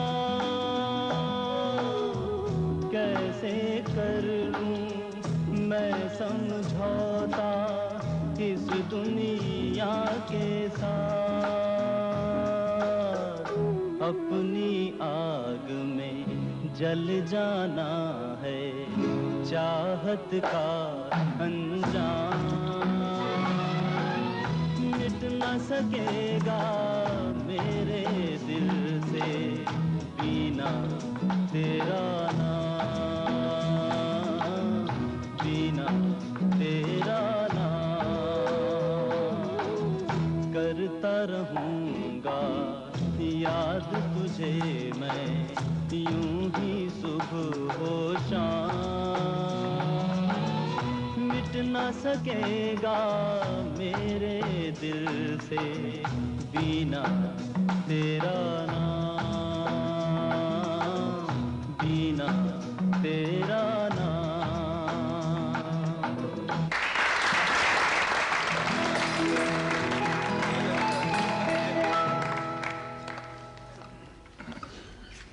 हसीना, आप गो बहुत हल्के फुल्के और मज़ाहिया किस्म के ड्रामे लिखती हैं, लेकिन आप पर इल्ज़ामात बहुत भारी होते हैं नन्ना साहब की तरह। और कहा यह जाता है कि आपकी जो हीरोइन हैं वो बहुत अजीबोगरीब होती हैं, यानी उनकी हरकतें अजीबोगरीब होती हैं और लड़कियों को आपने इंतहा से ज़्यादा आज़ाद और शहज़ोर बना दिया। तो इसके बारे में आप क्या कहेंगे? ये इल्ज़ाम तो पहले भी बहुत लग चुके हैं, आज भी लग रहे हैं, 10-5 और भी लग जाएं तो अब मैं बुरा नहीं मानूंगी, क्योंकि इल्ज़ाम से इंसान उस वक्त डरता है जब सज़ा का डर हो, और सज़ा मुझे इसकी काफ़ी मिल चुकी है। जिस लड़की को मैंने खड़ा किया था, शहज़ोरी बनाया था, सना बनाया था या नाजिया बनाया था, उसे अच्छा खासा संसार किया जा चुका है। कभी एक तरफ से उस पर कुल्हाड़ियाँ पड़ रही हैं, दूसरी तरफ से तलवारें चल रही हैं, तीसरी तरफ से मुकदमे दायर हो रहे हैं, और वो बेचारी मिट्टी की मूरत बनी बैठी है, ना कुछ मुंह से बोलती है ना कुछ कहती है। तो अब मैं क्या कह सकती हूँ, खत्म हो गई वो लड़की। अच्छा, ये बताइए कि आप ये कोई भी ड्रामा जब होता है उसकी कहानी में यानी एक हीरो होता है, एक हीरोइन, आधा बोझ हीरो के कंधे पर होता है, आधा हीरोइन संभालती है, लेकिन आपकी जो कहानी होती है उसमें हीरोइन ही हीरो बनी होती। हाँ, ये शायद है तो, लेकिन ऐसा भी होता है, मैंने खुद देखा है सैकड़ों ड्रामे में जहाँ पर हीरो अच्छा खासा हीरोइन होता है। मैंने तो कभी बुरा नहीं माना, वो उसकी अदाएं, गमज़े, इश्वे सब वैसे ही होते हैं।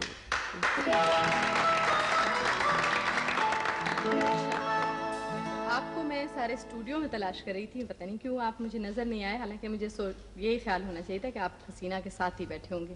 जेल जबर और नहीं, मैं शुरू से और आखिर तक पेश हूँ। पेश आप देर से मेरे पास आई। मतलब एक सही वाकया है जमशेद के बारे में कि ये स्टेज पे कोई प्ले करने के लिए गए तो बहुत बुखलाहट में इधर से उधर फिर रहे थे। तो इनसे किसी ने पूछा कि भाई आपको आखिर इतनी बुखलाहट क्या है, क्या तलाश कर रहे हैं? कहने लगे भाई मुझे स्टेज पे जाना है, नेक्स्ट मेरा सीन है और मेरा ओवरकोट ही नहीं मिल रहा है। तो उन साहब ने कहा कि कोट आप कोई भी पहन लीजिए, ओवर खुद ही हो जाएगा। मुझे अंदाजा है किसने कहा होगा, काजी वाजिद का जुमला है जो उसने स्टेज पे कहा था। और ये सही वाकया है। हाँ नहीं, मेरे उसमें करैक्टर में गुंजाइश थी ज़्यादा। अच्छा। और उसमें थोड़ी सी ओवर गुंजाइश थी। और स्टेज पे जब तक आप जानती हैं किसी को हंसाना बड़ा मुश्किल काम है। और बहरहाल कॉमेडी मेरा अपना एक स्टाइल है और मुझे खुशी है कि मेरे स्टाइल से लोग मुझे पहचानते हैं। कोई ऐसा किरदार जिसने आपको बहुत मुतासिर किया अपने किरदार में? हाँ, वैसे तो मैंने बहुत किए, किरण कहानी, जेर जबर पेश, अंकल उर्फी, अनकही वगैरह मुख्तलिफ किरदार किए। लेकिन जी हाँ, मुझे याद आया, सबसे ज़्यादा मुतासिर मुझे किया एक किरदार ने। कराची में एक प्रोड्यूसर ने मुझसे कहा कि ये स्क्रिप्ट लीजिए और कल रिहर्सल पे आ जाइए और आप चंगेज़ खान का रोल कर रहे हैं। मैंने कहा आप क्या कर रहे हैं भाई, आप चंगेज़ खान का रोल मुझे दे रहे हैं? पूरी बात तो सुनो, चंगेज़ खान का रोल। कहने लगे भाई मार को तो लारा रोल है, आप कीजिए तो सही। मैंने कहा अच्छा साहब, चंगेज़ खान का रोल और मैं? कहने लगे मसला ये है जमशेद के 7वीं किस्त तक तो ज़हूर अहमद ये रोल करेंगे चंगेज़ खान का और 7वीं किस्त के बाद आप ये रोल करेंगे। मैंने कहा जी वो क्यों? कहने लगे 7वीं किस्त के बाद चंगेज़ खान को टाइफाइड हो जाता है। तो ये यादगार किरदार था। तो फिर ये आपने किया? जी हाँ, मैंने किया, लेकिन बस खुद ही देखा मैंने। शुक्रिया जमशेद।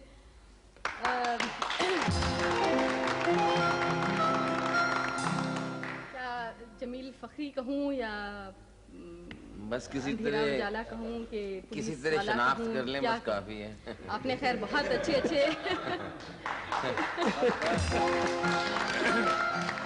बहुत बेशुमार अच्छे आपने किरदार किए हैं, लेकिन क्या वाकई आप सचमुच पुलिस वाले तो नहीं? मतलब लगते हैं। नहीं, आप पे क्या गिला किया जा सकता है? कई मेरे अपने जो है ना वो मुझे नहीं पहचानते।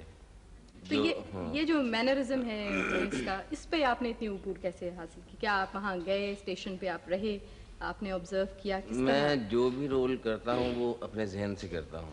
आज तक मैंने जितने भी रोल किए हैं मुख्तलिफ किए हैं। नाजरीन में से या किसी अखबार ने आज तक ये नहीं लिखा कि मैं टाइप एक्टर हूँ। तो जो कुछ करता हूँ अपने जहन से करता हूँ। हाँ, डायरेक्टर की कुछ वो होती हैं हदायत, तो उस पर अमल करता हूँ। कुछ वो मैनरिज्म बताते हैं, कुछ मैं अपने तौर पर करता हूँ। यानी आपके ज़ाती मुशाहिदा जो है डेली लाइफ का, उसको आप इस्तेमाल में लाते हैं? जाहिर है। अच्छा, ये बताइए कि जिस वक्त आप बाहर आम पब्लिक में जाते हैं तो आपके इस रोल के बारे में किस किस्म का रिएक्शन पाते हैं? बस मिले जुले हैं, जैसे कि पुलिस के होते हैं उनके रवैये के बारे में कि जो मैं करता हूँ ड्रामे में, क्योंकि मुझे पुलिस वालों की तरफ से ये ऑफर हुई थी कि आपको SHO ले लेते हैं। तो मैंने कहा मुझे आने पे कोई एतराज़ नहीं, लेकिन पैसे बहुत कम है, तो फिर जाहिर है मैं वही कुछ करूँगा जो ड्रामे में करता हूँ। नहीं, लेकिन कोई वाकई किसी पुलिस वाले ने आपको पकड़ कर कुछ? अब तो अक्सर मुझे वो सड़क पे रोक कर तो मुझे अपनी प्रॉब्लम्स बताते हैं कि 3 माह से पतलूनों का कपड़ा आया हुआ है और कमीज़ों का नहीं आया हुआ। तो गर्मियों की जो यूनिफॉर्म है सर्दियों में मिलती है और सर्दियों की यूनिफॉर्म जो है वो गर्मियों में मिलती है। इसके बारे में अब आप अगले किसी सीरियल में कुछ? हाँ, कहीं कहीं जहाँ दाव लगता है वो लाइन लगा देते हैं। शुक्रिया बहुत बहुत।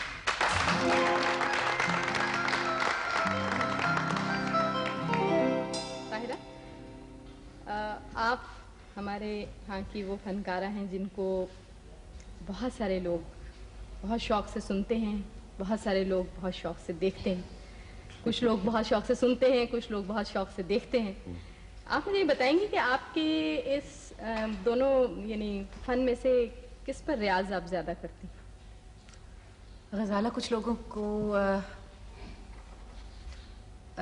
अच्छा लगने का रियाज नहीं करना पड़ता और बदकिस्मती में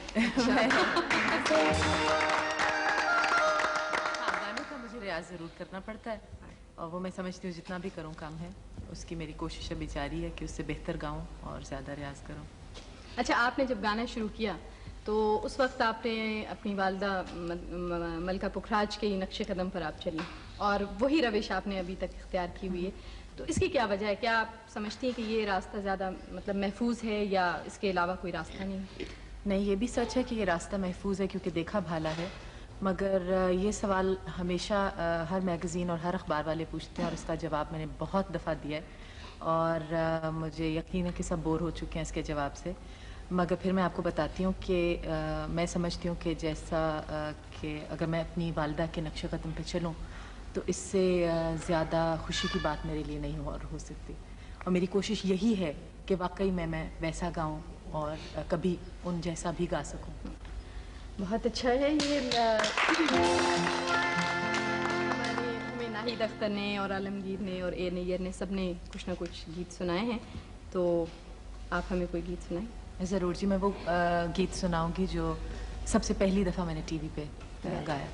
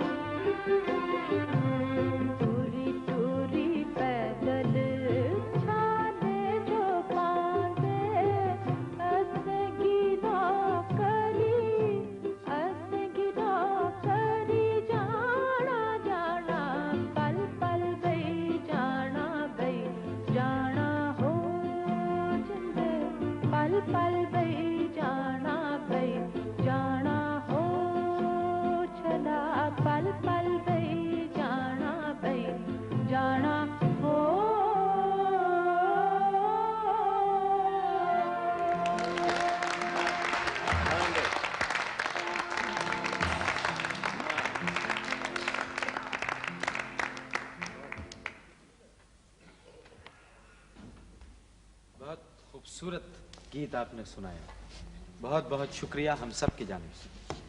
अनवर मकसूद साहब, कैसे मिजाज हैं आपके? दुरुस्त जी, मेहरबानी। अनवर मकसूद साहब, टेलीविजन का किसी ऐसे प्रोग्राम का नाम बताएं जो आज तक फेल नहीं हुआ। ये तो मुश्किल सवाल किया आपने। टेलीविजन के बहुत प्रोग्राम हैं जो आज तक फेल नहीं हुआ, जो बड़े ज़ौक़ और शौक से देखा गया और कभी फेल नहीं हुआ। मेरे ख्याल में ज़िया शो, ज़िया मोहिउद्दीन शो कभी फेल नहीं हुआ। बिल्कुल, मेरा ख्याल है उन्होंने सबसे पहले रिवायत भी डाली जी, और हर कदम पे वो। देखिए, एक प्रोग्राम के बारे में कहना जाती है, मेरे सामने दो अफराद बैठे हुए हैं ऐसे, मैं समझता हूँ कि उनके शोज जो है ना, जितनी मर्तबा चले कामयाब रहे, जितनी मर्तबा और चलेंगे कामयाब रहेंगे। मेरा ख्याल है आप अलिफ नून की तरफ इशारा कर रहे हैं। जब हम मज़ाहिया प्रोग्रामों की बात करते हैं, क्योंकि मैं ज़्यादातर मज़ाहिया प्रोग्राम लिखता हूँ, तो हमें 2-3 प्रोग्रामों को भूलना नहीं चाहिए, जिसमें अलिफ नून, टाल मटोल, सच कप, ये मज़ाहिया प्रोग्रामों की बेस है टेलीविजन की।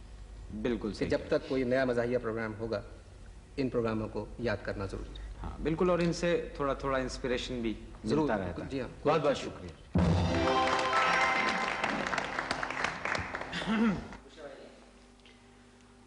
ख़वातीन हज़रात, हम आपको एक बहुत दिलचस्प आइटम दिखा रहे हैं, और ये आइटम हमने ख़ास तौर से मलिका पुखराज और ताहिरा सैयद की इजाज़त से रिकॉर्ड किया है।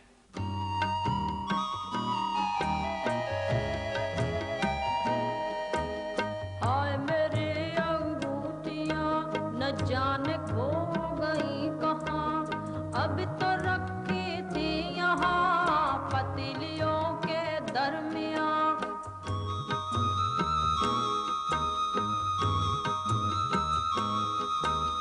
सारे लोग क्यों यहाँ कोई तकरीब है, ये टीवी भी अजीब है, नाम का गरीब है, न समझो इसको ना तवा, इश्तहार है रवा, आमदन है बेकरा, मगर बड़ा गरीब है, बुरे से बुरा प्रोग्राम अवाम का नसीब है।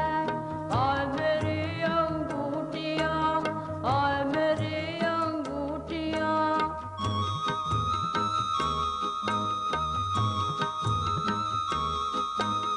एक्टरों का जिक्र है, प्रोड्यूसरों की फिक्र है, जुनून से ये लोग हैं, टीवी की जान का रोग है राइटर अजीब चीज, अल अमानो अल हफीज, फलसफे का जिक्र है, अलामतों की फिक्र है, मगर सुने अशफाक जी,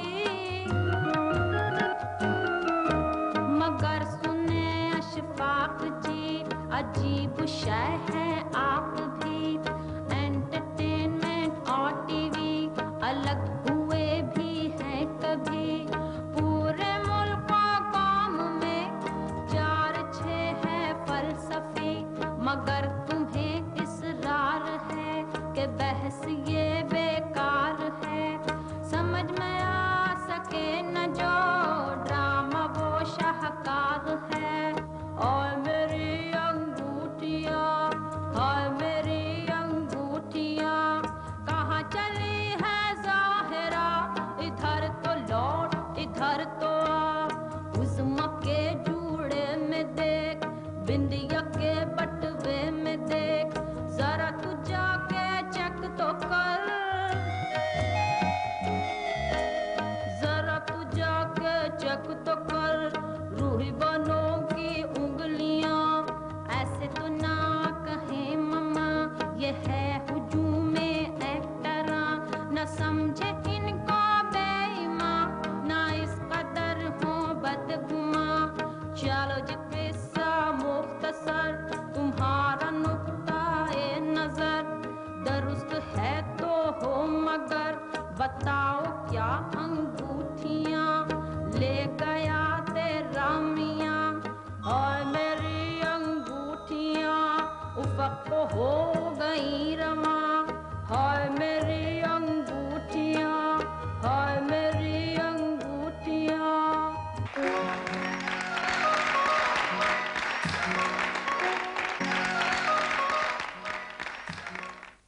सकीना सम्मू। सकीना सम्मू, आप टेलीविजन पे नवारिद हैं, ज़्यादा अरसा आपको टेलीविजन पे अदाकारी करते नहीं गुजरा, लेकिन उसके बावजूद बहुत अच्छे ड्रामे आपने किए। तो आप टेलीविजन के किसी फनकार या फनकारा से मुतासिर हैं? कोई ऐसी फनकारा जो आपको बहुत अच्छी लगती हो, जिसको देख के आपने अपनी अदाकारी में कुछ सीखा हो? यहाँ टेलीविजन पे? जी जी। उस्मा गिलानी, रूही बानो, खालदा रियासत के अलावा बाकी सबसे। अच्छा, इन तीनों के अलावा बाकी सबसे मुतासिर हैं? अच्छा अच्छा, ये बताइए कि अभी आप जंगल कर रही हैं और इससे पहले जो सीरियल थी आपकी दीवारें, उसमें भी आपने बड़ा भरपूर किरदार अदा किया था। इन दोनों का बुनियादी फर्क क्या है इन सीरियल्स का? एक सहमाई का? जी, एक सहमाई का फर्क।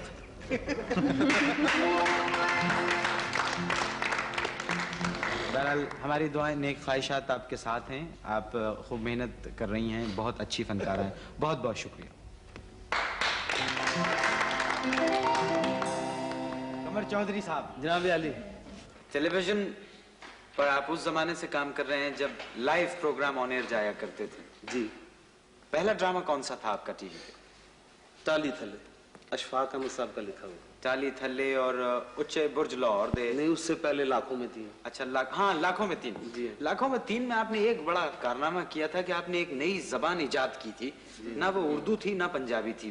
वो जबान जरा सा एक तो हम सुनना चाहेंगे आपसे। वो ये था जी, डायलॉग उसका मुझे याद है। जी जी। कि जिथों किथों तक वाह लगा, हम चारे गुठा फूल के उस मुर्जम को लब के ले आएंगे।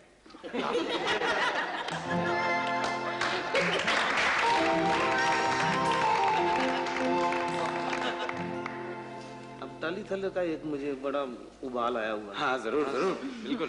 वो उसमें मेरा नाम था फत्तू, तो मैं आपको वो अपना पूरा नाम बताना चाहता हूँ। हाँ हाँ, बिल्कुल। वो मेरा पूरा नाम था जी कि फतेह मोहम्मद उर्फ फतू गजट, हाजिर खान सनवत्ता काले कोट वाला, इज्जत बे तड़क बे मुल्क नवाब टीटू खान सलामत खान ऐश मोहम्मद, ये मेरा पूरा नाम था उसका। अच्छा, अब आप इसको अगर रवानी से बोलें, हाँ जी, तेजी से बोलें तो कैसे बोलेंगे इस नाम? बहुत अच्छा बोल सकता हूँ। बोलिए। अभी बोल दूं? हाँ, बोलिए। फतेह मोहम्मद वल्द नूर मोहम्मद उर्फ फतू गजट, हाजिर खान सनवत्ता काले कोट वाला, इज्जत बे तड़क बे मुल्क नवाब टीटू खान सलामत खान ऐश मोहम्मद।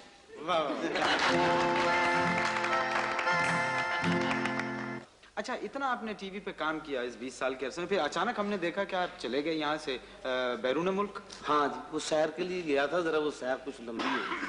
तो अमेरिका गए थे गालिबन? जी हाँ, अमेरिका ही गया था। तो वहाँ आपने अपना ये शौक जारी रखा? नहीं, बस सैर ही करता रहा, यार दोस्तों से मिलता रहा। ये 4 साल तक यार दोस्त ही खत्म नहीं हुए आपके मिलने से? बहुत सैर लंबी हो गई। अच्छा, फिर मुश्किल से मैं वापस आ गया। अब फिर तैयारियां। वहाँ आपने टीवी के प्रोग्राम देखे? जी हाँ, देखे टीवी के प्रोग्राम। हमारे यहाँ के और उनके प्रोग्राम अगर हम मुकाबला करें तो हमारे भी कम नहीं है। मुझे अपने प्रोग्राम भी बहुत पसंद है, उनके प्रोग्राम भी अच्छे हैं, लेकिन हम भी किसी से कम नहीं। हाँ, बिल्कुल। और इंशाल्लाह आइंदा भी प्रोग्राम बहुत अच्छे होंगे। बहुत बहुत शुक्रिया, thank you very much. Samina Ahmed, television जितने साल का हो गया है, 20 साल का, उतने ही अरसे से आप शो बिजनेस में हैं। यूं समझ लीजिए कि टेलीविजन ने आपके सामने आंखें खोली। तो इस अरसे में आपको टेलीविजन को कोई मशवरा देने का ख्याल नहीं आया? देखिए ना, आजकल तो बच्चे भी हम लोगों का मशवरा नहीं मानते, अपने माँ बाप का मशवरा नहीं मानते। तो टेलीविजन पे आपको सबसे ज्यादा कौन सा खेल पसंद है? क्रिकेट। नहीं, आप मेरा सवाल नहीं समझ सकी। आपको टेलीविजन पे कौन सा खेल, माँ मैं तेरे ये खेल ड्रामे की कौन सा खेल पसंद है? नहीं, क्रिकेट सबसे अच्छा खेल है। बाकी ये तो आधे घंटे के, कोई 50 मिनट का, कोई ज्यादा हुआ तो 1.5 घंटे का होता है, वो 5-5 दिन तक होता रहता है।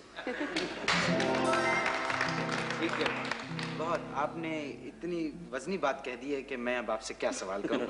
बहुत बहुत शुक्रिया, बहुत तालियां। अस्सलाम वालेकुम मोहम्मद अली शेखी साहब। मैं इनको प्यार से कभी कभी मिल्क शेकी भी कहता हूँ। पॉप सिंगर, जाहिर है बहुत अच्छा ये गाते हैं। एक बात मैं आपसे पूछूंगा कि क्या आप रियाज बहुत ज्यादा करते हैं? मेरे ख्याल में बहुत ज्यादा तो नहीं है। हाँ, नहीं तो मुझे इससे अंदाजा हुआ कि ये आप जो है वो छोटा ऑर्गन जो पहन कर आ गए हैं।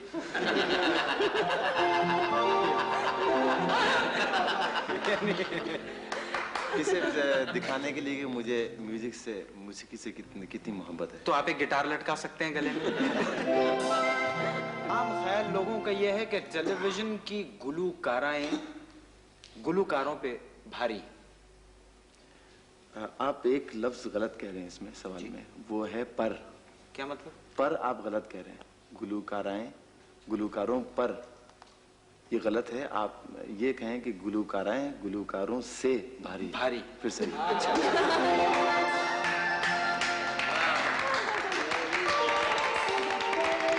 शेखी, आपने म्यूजिक के बहुत सारे प्रोग्राम किए जी, और टीवी का कौन एक प्रोग्राम जो बहुत पसंद किया गया और जिससे आपको मेरा ख्याल है सही पिक मिला, उसे शोएब मंसूर प्रोड्यूस किया करते थे। प्रोग्राम का नाम था गालिबन झरना।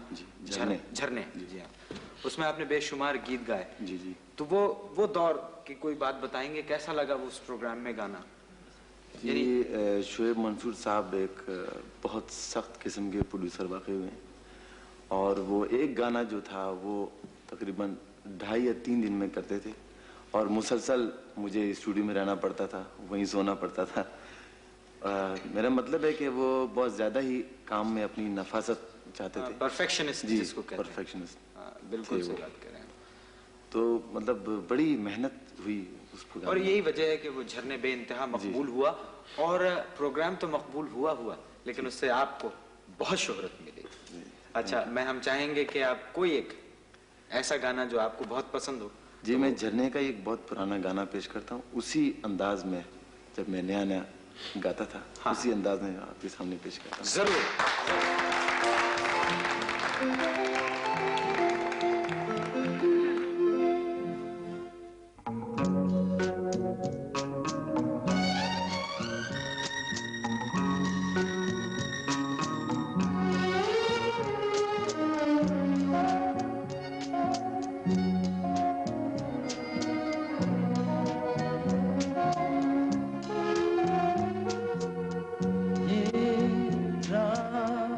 मिलन की थम जाए जब नैन तुम्हारे बात करें, इस पल की ठंडी छाया में हम साथ जिए, हम साथ मरे।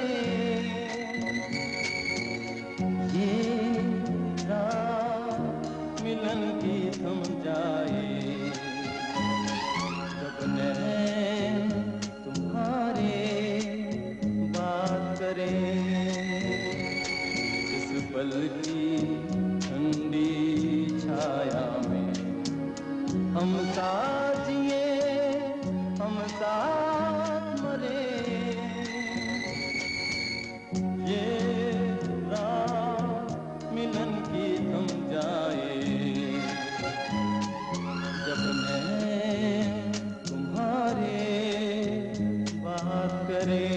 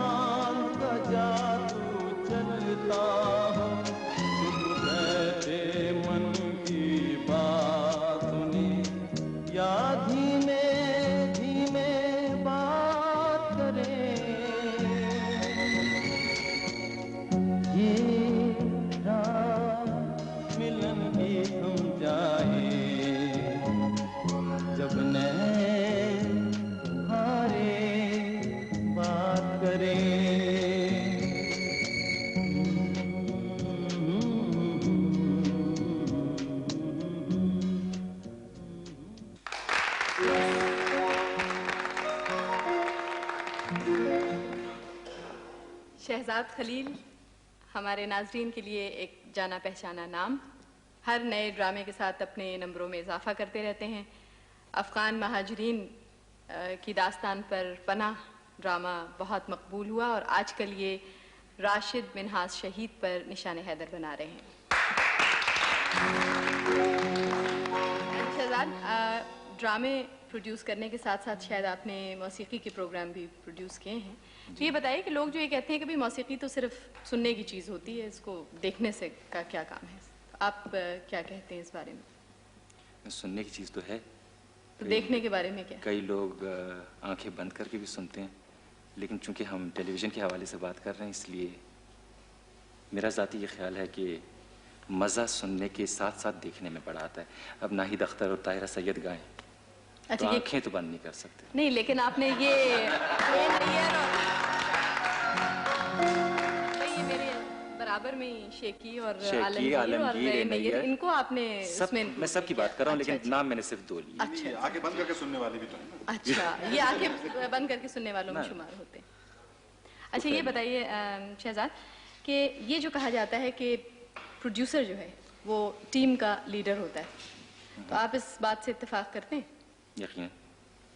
यानी किस तरह वो लीड करता है, क्या हमारे नाज़रीन को कुछ आप अगर प्रोडक्शन के बारे में?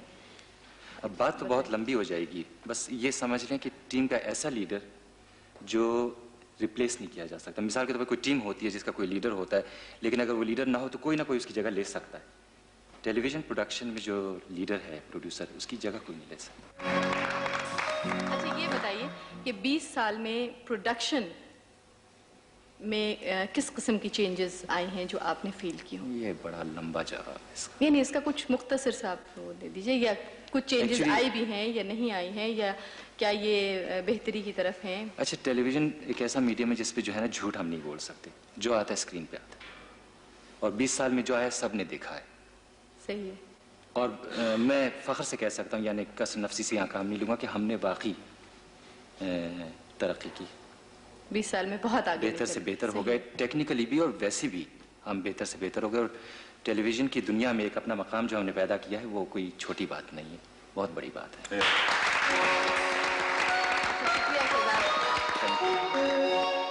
मुनव्वर, आपने अदाकारी कराची टेलीविजन से शायद शुरू की? जी जी।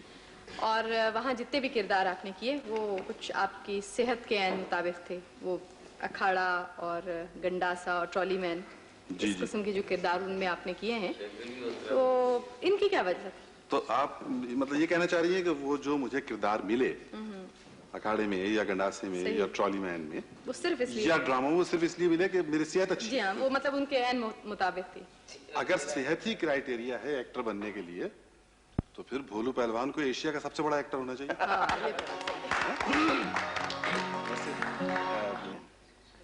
अच्छा, ये बताइए कि आपके बारे में सुना है कि आप फलसफे में बहुत दिलचस्पी रखते हैं? जी हाँ, फलसफे से मुझे बहुत दिलचस्पी है, इसलिए कि मेरे फलसफी आप? नहीं, मैं फलसफी खुद नहीं हूँ। अच्छा। फलसफे से दिलचस्पी है मुझे। उसकी वजह यह है कि मेरे सुसर फलसफी हैं। अच्छा अच्छा। बहुत मशहूर फलसफी हैं हमारे पाकिस्तान के, सईद मुहम्मद। अच्छा। और वो बहुत ही फलसफी हैं, यानी इतने फलसफी हैं माशाल्लाह कि जब मैं शादी मेरी हो रही थी और बारात लेके मैं पहुंचा वहां, और जाके मैंने उन्हें सलाम किया तो कहने लगा, अच्छा मियाँ आओ आओ भतीजे आओ, वो कैसे आए? अच्छा मुनव्वर, बात सुनिए, वो आपसे अक्कल ऊपर आए। क्या बात हुई? हाँ, वो अक्कल आप कहाँ रह गए थे? और यार मुझे टीवी स्टेशन पर गेट पर ना वहाँ सिक्योरिटी वालों ने रोक लिया था। अक्कल देखे तो? क्या देखूंगा? अक्कल देखे तो टीवी आर्टिस्ट को जुमा बाजार लगाएगा। ओह यार मेरे मौला की पैगे रोला, ये पकड़ो ना तू जरा पकड़ा, मैं जरा देख लूँ केड़ा केड़ा आर्टिस्ट हो। तोबा तोबा, हाँ ठीक है, तो मैं बोलता हूँ नाम और तुम हाजिरी लगाते जाओ। बिल्कुल ठीक है। लिखो, सबसे पहले लिखो अशफाक बानो हाजिर जनाब। अक्कल अशफाक बानो नहीं, अशफाक साहब और बानो कुर्सियां दोनों अलग अलग। अच्छा अलग हो गए ना। आगे लिखो मासी मुसीबते हाजिर जनाब। वो अक्कल वो कहाँ है? वो देखो दूरबीन, वो देखो वो उधर। वो अंकल ये तो सबीना अहमद है। और नहीं बदतमीज, मासी मुसीबतें जब मेकअप में होती है तो ऐसे लगती है।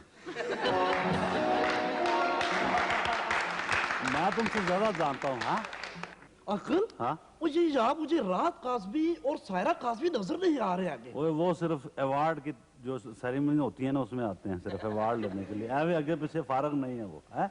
अच्छा अंकल ये बताए कि आपको कौन सी अदाकारा खूबसूरत लगती है? अदाकारा मेरा ख्याल है शकील। अंकल वो तो अदाकार है, अदाकारा नहीं है वो। और चलो खूबसूरत तो है ना।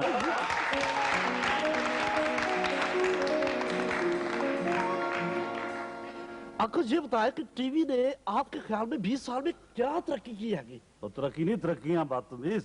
अभी बताया नहीं वो अपने शहजाद साहब ने। और क्या मतलब? असिस्टेंट प्रोड्यूसर जो है ना वो प्रोग्राम मैनेजर बन गए, और प्रोड्यूसर जो है ना वो जनरल मैनेजर बन गए।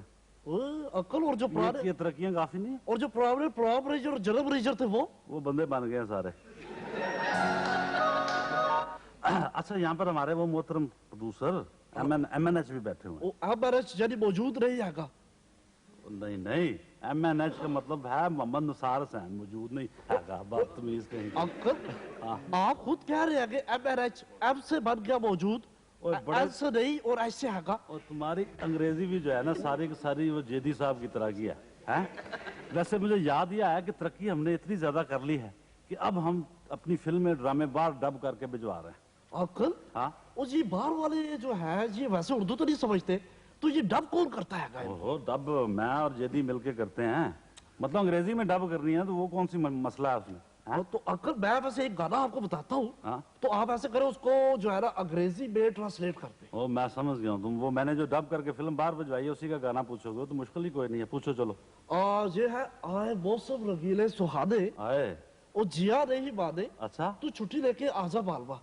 अभी भी दिल नहीं भरा, 2-2 छुट्टियां होती हैं। बदतमीज अब तो मेरा मतलब है तुम्हारा कहने का मतलब ये है ये इसको क्या करना है गाने को? इसको अंग्रेजी में ट्रांसलेट करते बस। मसला ही कोई नहीं। जेदी साहब चले गए हैं, वो बैठे हैं सामने, उनको बता देता है मसला ही कोई नहीं है। आए मौसम रंगीले सुहाने, इसका अंग्रेजी तर्जुमा है the coloured weather has come. जिया नहीं माने माई हार्ट डजंट बिलीव। तू छुट्टी लेके आजा बालमा come my darling on casual leave. ऐसी डबिंग हो रही है और प्रोग्राम जा रहे हैं, कोई मसला नहीं। अंकल फिर क्या प्रोग्राम है? प्रोग्राम ये है कि मैंने वो तुमने मुझसे पूछा ना कि तरक्की क्या, तब्दीली क्या महसूस की? बिल्कुल अंकल वो मैं बताना चाह रहा था। वो ये है कि पहले तरक्की ये तब्दीली इतनी हुई है टेलीविजन में कि पहले हम टीवी पे आते थे तो ये सब देखते थे। सही है बस। ठीक है कि नहीं? अब ये आते हैं हम देखते हैं। खुदा हाफिज।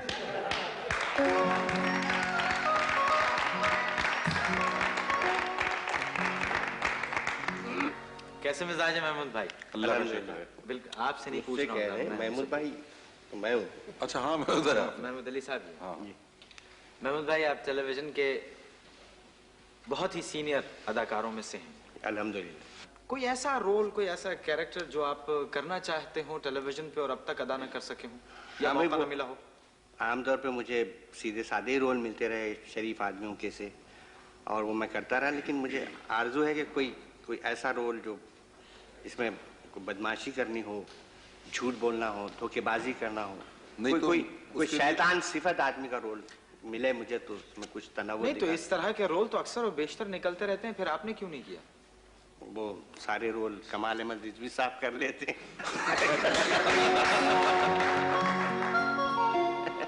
महमूद भाई बहुत बहुत शुक्रिया, बहुत बहुत।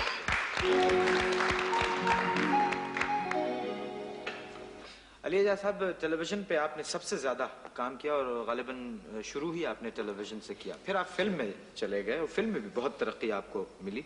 तो क्या ये जाना कोई सेटिस्फेक्शन की वजह से हुआ या मुआवजे की बुनियाद पे जाना बना कि साहब वहां ज्यादा पैसा मिलता है फिल्मों में? तो सब मैं ये समझता हूँ कि छोटी स्क्रीन से बड़ी स्क्रीन पे जाना तरक्की है, कोई बात नहीं इसमें। आप बड़ी मजे मजे की बातें करते हैं, लतीफे भी बहुत अच्छे अच्छे सुनाते हैं, वाकयात भी सुनाते हैं। तो हम चाहेंगे अपने सुनने वालों के लिए आज इस 20वीं सालगिरह पे कुछ। एक पिंड दा चौधरी सी, उन्हें अपने नौकर ਨੂੰ उधार दे ਦਿੱਤਾ 100 रुपया, वो वापस ही ना करे। 2 साल गुजर गए। चौधरी ने सोचा हूं इन्हू अंदर वाड़ के किसी दिन फैंटी ला। मंगता रहा। एक दिन बुलाया कि करमू इधर, कहता जी कट 100 रुपया। दरवाजा उन्हें बंद कर लिया। फिर उन्हें ख्याल आया कि इत्थे अगर इन्हू मैं मारांगा तो बाहरों छुड़ाने वाले आ जाने।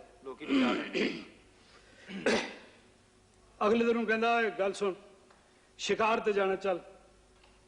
कहती चलो, लेकिन अज तुहाडे कोल बंदूक नहीं। कहता नहीं नहीं, बंदूक तो बगैर शिकार कर। जंगल चले गए।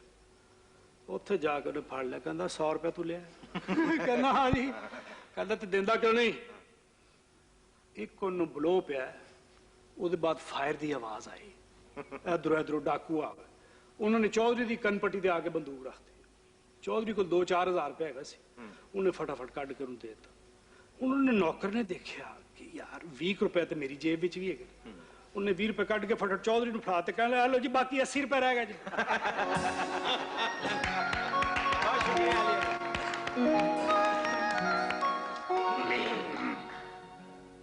सैयद कमाल अहमद रिजवी साहिब।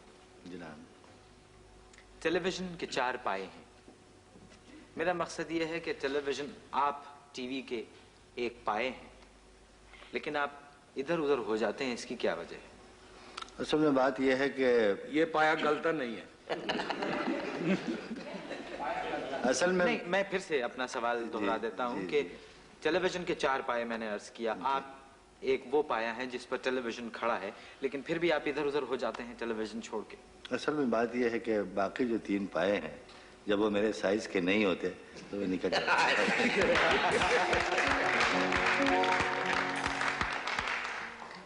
आज टेलीविजन अपनी 20वीं सालगिरह मना रहा है। इस मौके पे आप कुछ कहना चाहेंगे? किसको? हमारी यही आरजू रहती है कि ये टेलीविजन ज़्यादा से ज़्यादा तरक्की करे, ज़्यादा से ज़्यादा टैलेंट यहाँ आए, ज़्यादा से ज़्यादा लिखने वाले आए, और जो मकाम इस वक्त हासिल है पाकिस्तान टेलीविज़न को, वो दूसरे ममालिक भी जो हैं, मतलब पड़ोस के जो हैं, वो बहुत ही रश्क से देखते हैं। तो मेरा तो यही ख्याल है कि हमें सबको अपने अपने जितना मौका मिले ईमानदारी से अपना काम करना चाहिए, जिसके हाल है। बहुत बहुत शुक्रिया।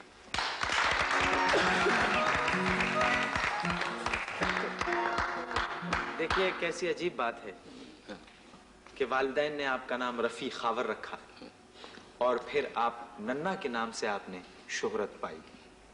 जी जी, टेलीविजन पे भी आपने काम किया, फिल्मों में भी आपने काम किया, कुछ फर्क महसूस हुआ टीवी पे और? मैंने आपकी तरह घर का काम नहीं किया, मैंने इधर उधर ही काम किया। देखिए, अगर आप मेरे घर आते जाते हैं इसका ये मतलब नहीं है कि आप मेरी बात में आवाम नहीं, मतलब मैं ये पूछ रहा हूँ कि टीवी और फिल्म, इन दोनों में क्या फर्क महसूस हुआ? फर्क बहुत बड़ा महसूस हुआ कि यहाँ मैं अलन के साथ काम करता था, वहां मैं अंजुमन के साथ काम करता था। नन्ना साहब, मुझे किसी ने एक दफा ये बताया था कि साहब शायद नन्ना टेलीविजन पे खबरें पढ़ने वाले हैं। हाँ, ये सही बात है वैसे? हाँ, एक दिन कहा था मुझे। क्या हुआ क्या साहब ने? हाँ, क्या लगे कि वो न्यूज कास्टर नहीं आया, तो नन्ना बात सुनो भैया, जल्दी से जल्दी बात हो। उस वक्त लाइव प्रोग्राम था। मैंने कहा जी फरमाइए कि ये खबरें पढ़ दो। मैंने कहा जी पढ़ तो दूंगा, यकीन कोई नहीं करेगा। अच्छा, एक उस जमाने में, जिस जमाने का भी आपने जिक्र किया, उस जमाने में टेलीविजन पे लाइव प्रोग्राम हुआ करते थे, तो यकीनन बहुत आपकी याददाश्त कैसी है? मेरा ख्याल है आज तक तुम याद हो मुझे।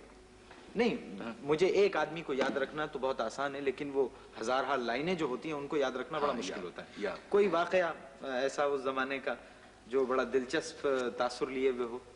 ओ रिजवी साहब अमूमन लिखा करते थे कि जब स्टार्ट होता है तो पहले मैं स्क्रीन पे होता हूँ, बाद में ये एंटर होता है। क्यों बे, क्या कर रहा है? तो पहले एक सेकंड, ये कमाल भाई से सुनेंगे। कमाल भाई कैसे? ये क्यों बे, क्या हो रहा है आपका? हाँ बे, क्या कर रहा है? ईमान से कुछ है? ईमान से अभी तक कुछ भी नहीं किया। अभी तक कुछ भी नहीं किया? ये पूछा ही नहीं उन्होंने। जी, तो हुआ ये कि एक दिन इन्होंने सोचा कि ये चूंकि पहले ये जाता है तो ये बाद में आए। कमाल साहब ने लिखा खुद खड़े हुए। लाइव प्रोग्राम होता था, बात भूल जाते थे, मैं भूल जाता था, ये भूल जाते थे, तो हम हंसते हंसते एक दूसरे से बगलगीर हो जाते, कान में पूछ लेते थे क्या हो रहा है। आगे की लाइन क्या? आगे की लाइन क्या? अब जब मैं दाखिल हुआ तो कमाल साहब 13वें सफे पे पहुंचे हुए। मैं एंटर हुआ तो तू अब आ रहा है, इधर बात सुन, कहा क्या हुआ? ये मिले मुझे पूछ रहे आगे क्या है। मैंने कहा जी मुझे नहीं पता क्या। मैंने कहा 1 मिनट, मैं कहा अल्लाह ने 1 मिनट ठहर, मैं पानी पी के आता हूँ। तब पीछे से आवाज दी कि मेरे लिए भी लेते आना। अब वहां तो फ्लोर में ना पानी ना जाके उसमें लिखा हुआ ही नहीं था। तो मैं गया तो जल्दी से मैंने देखा कि क्या है आगे, तो मैंने आगे लाइन बोली तो कहने मैंने तुझे कहा था पानी लाने के लिए। मैंने कहा मैं टूटी से हाथ लगा के पिया है, तू भी पिया जाके।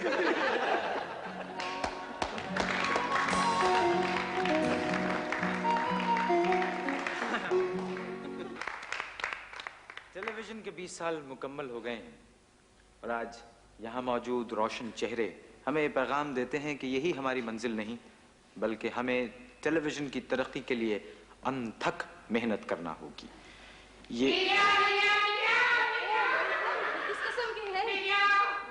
ये कौन है? पता नहीं कौन है। ये क्या? अंकल आप देखिए, ये केक मिल गया है। मैंने कहा घर क्यों ले जाए, मैं ले आऊं यहाँ पे। अंकल बात सुने, आप इधर आप इस तरफ है, आंटी आप इधर आ जाए, बड़ा मजा आएगा। पता है क्या होगा?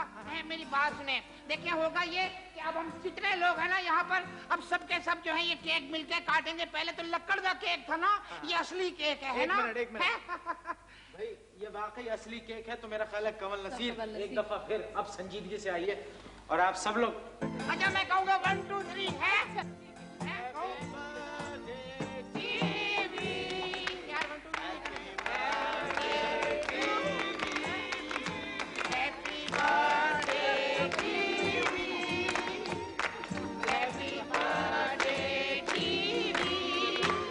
मैं भी खाऊंगा।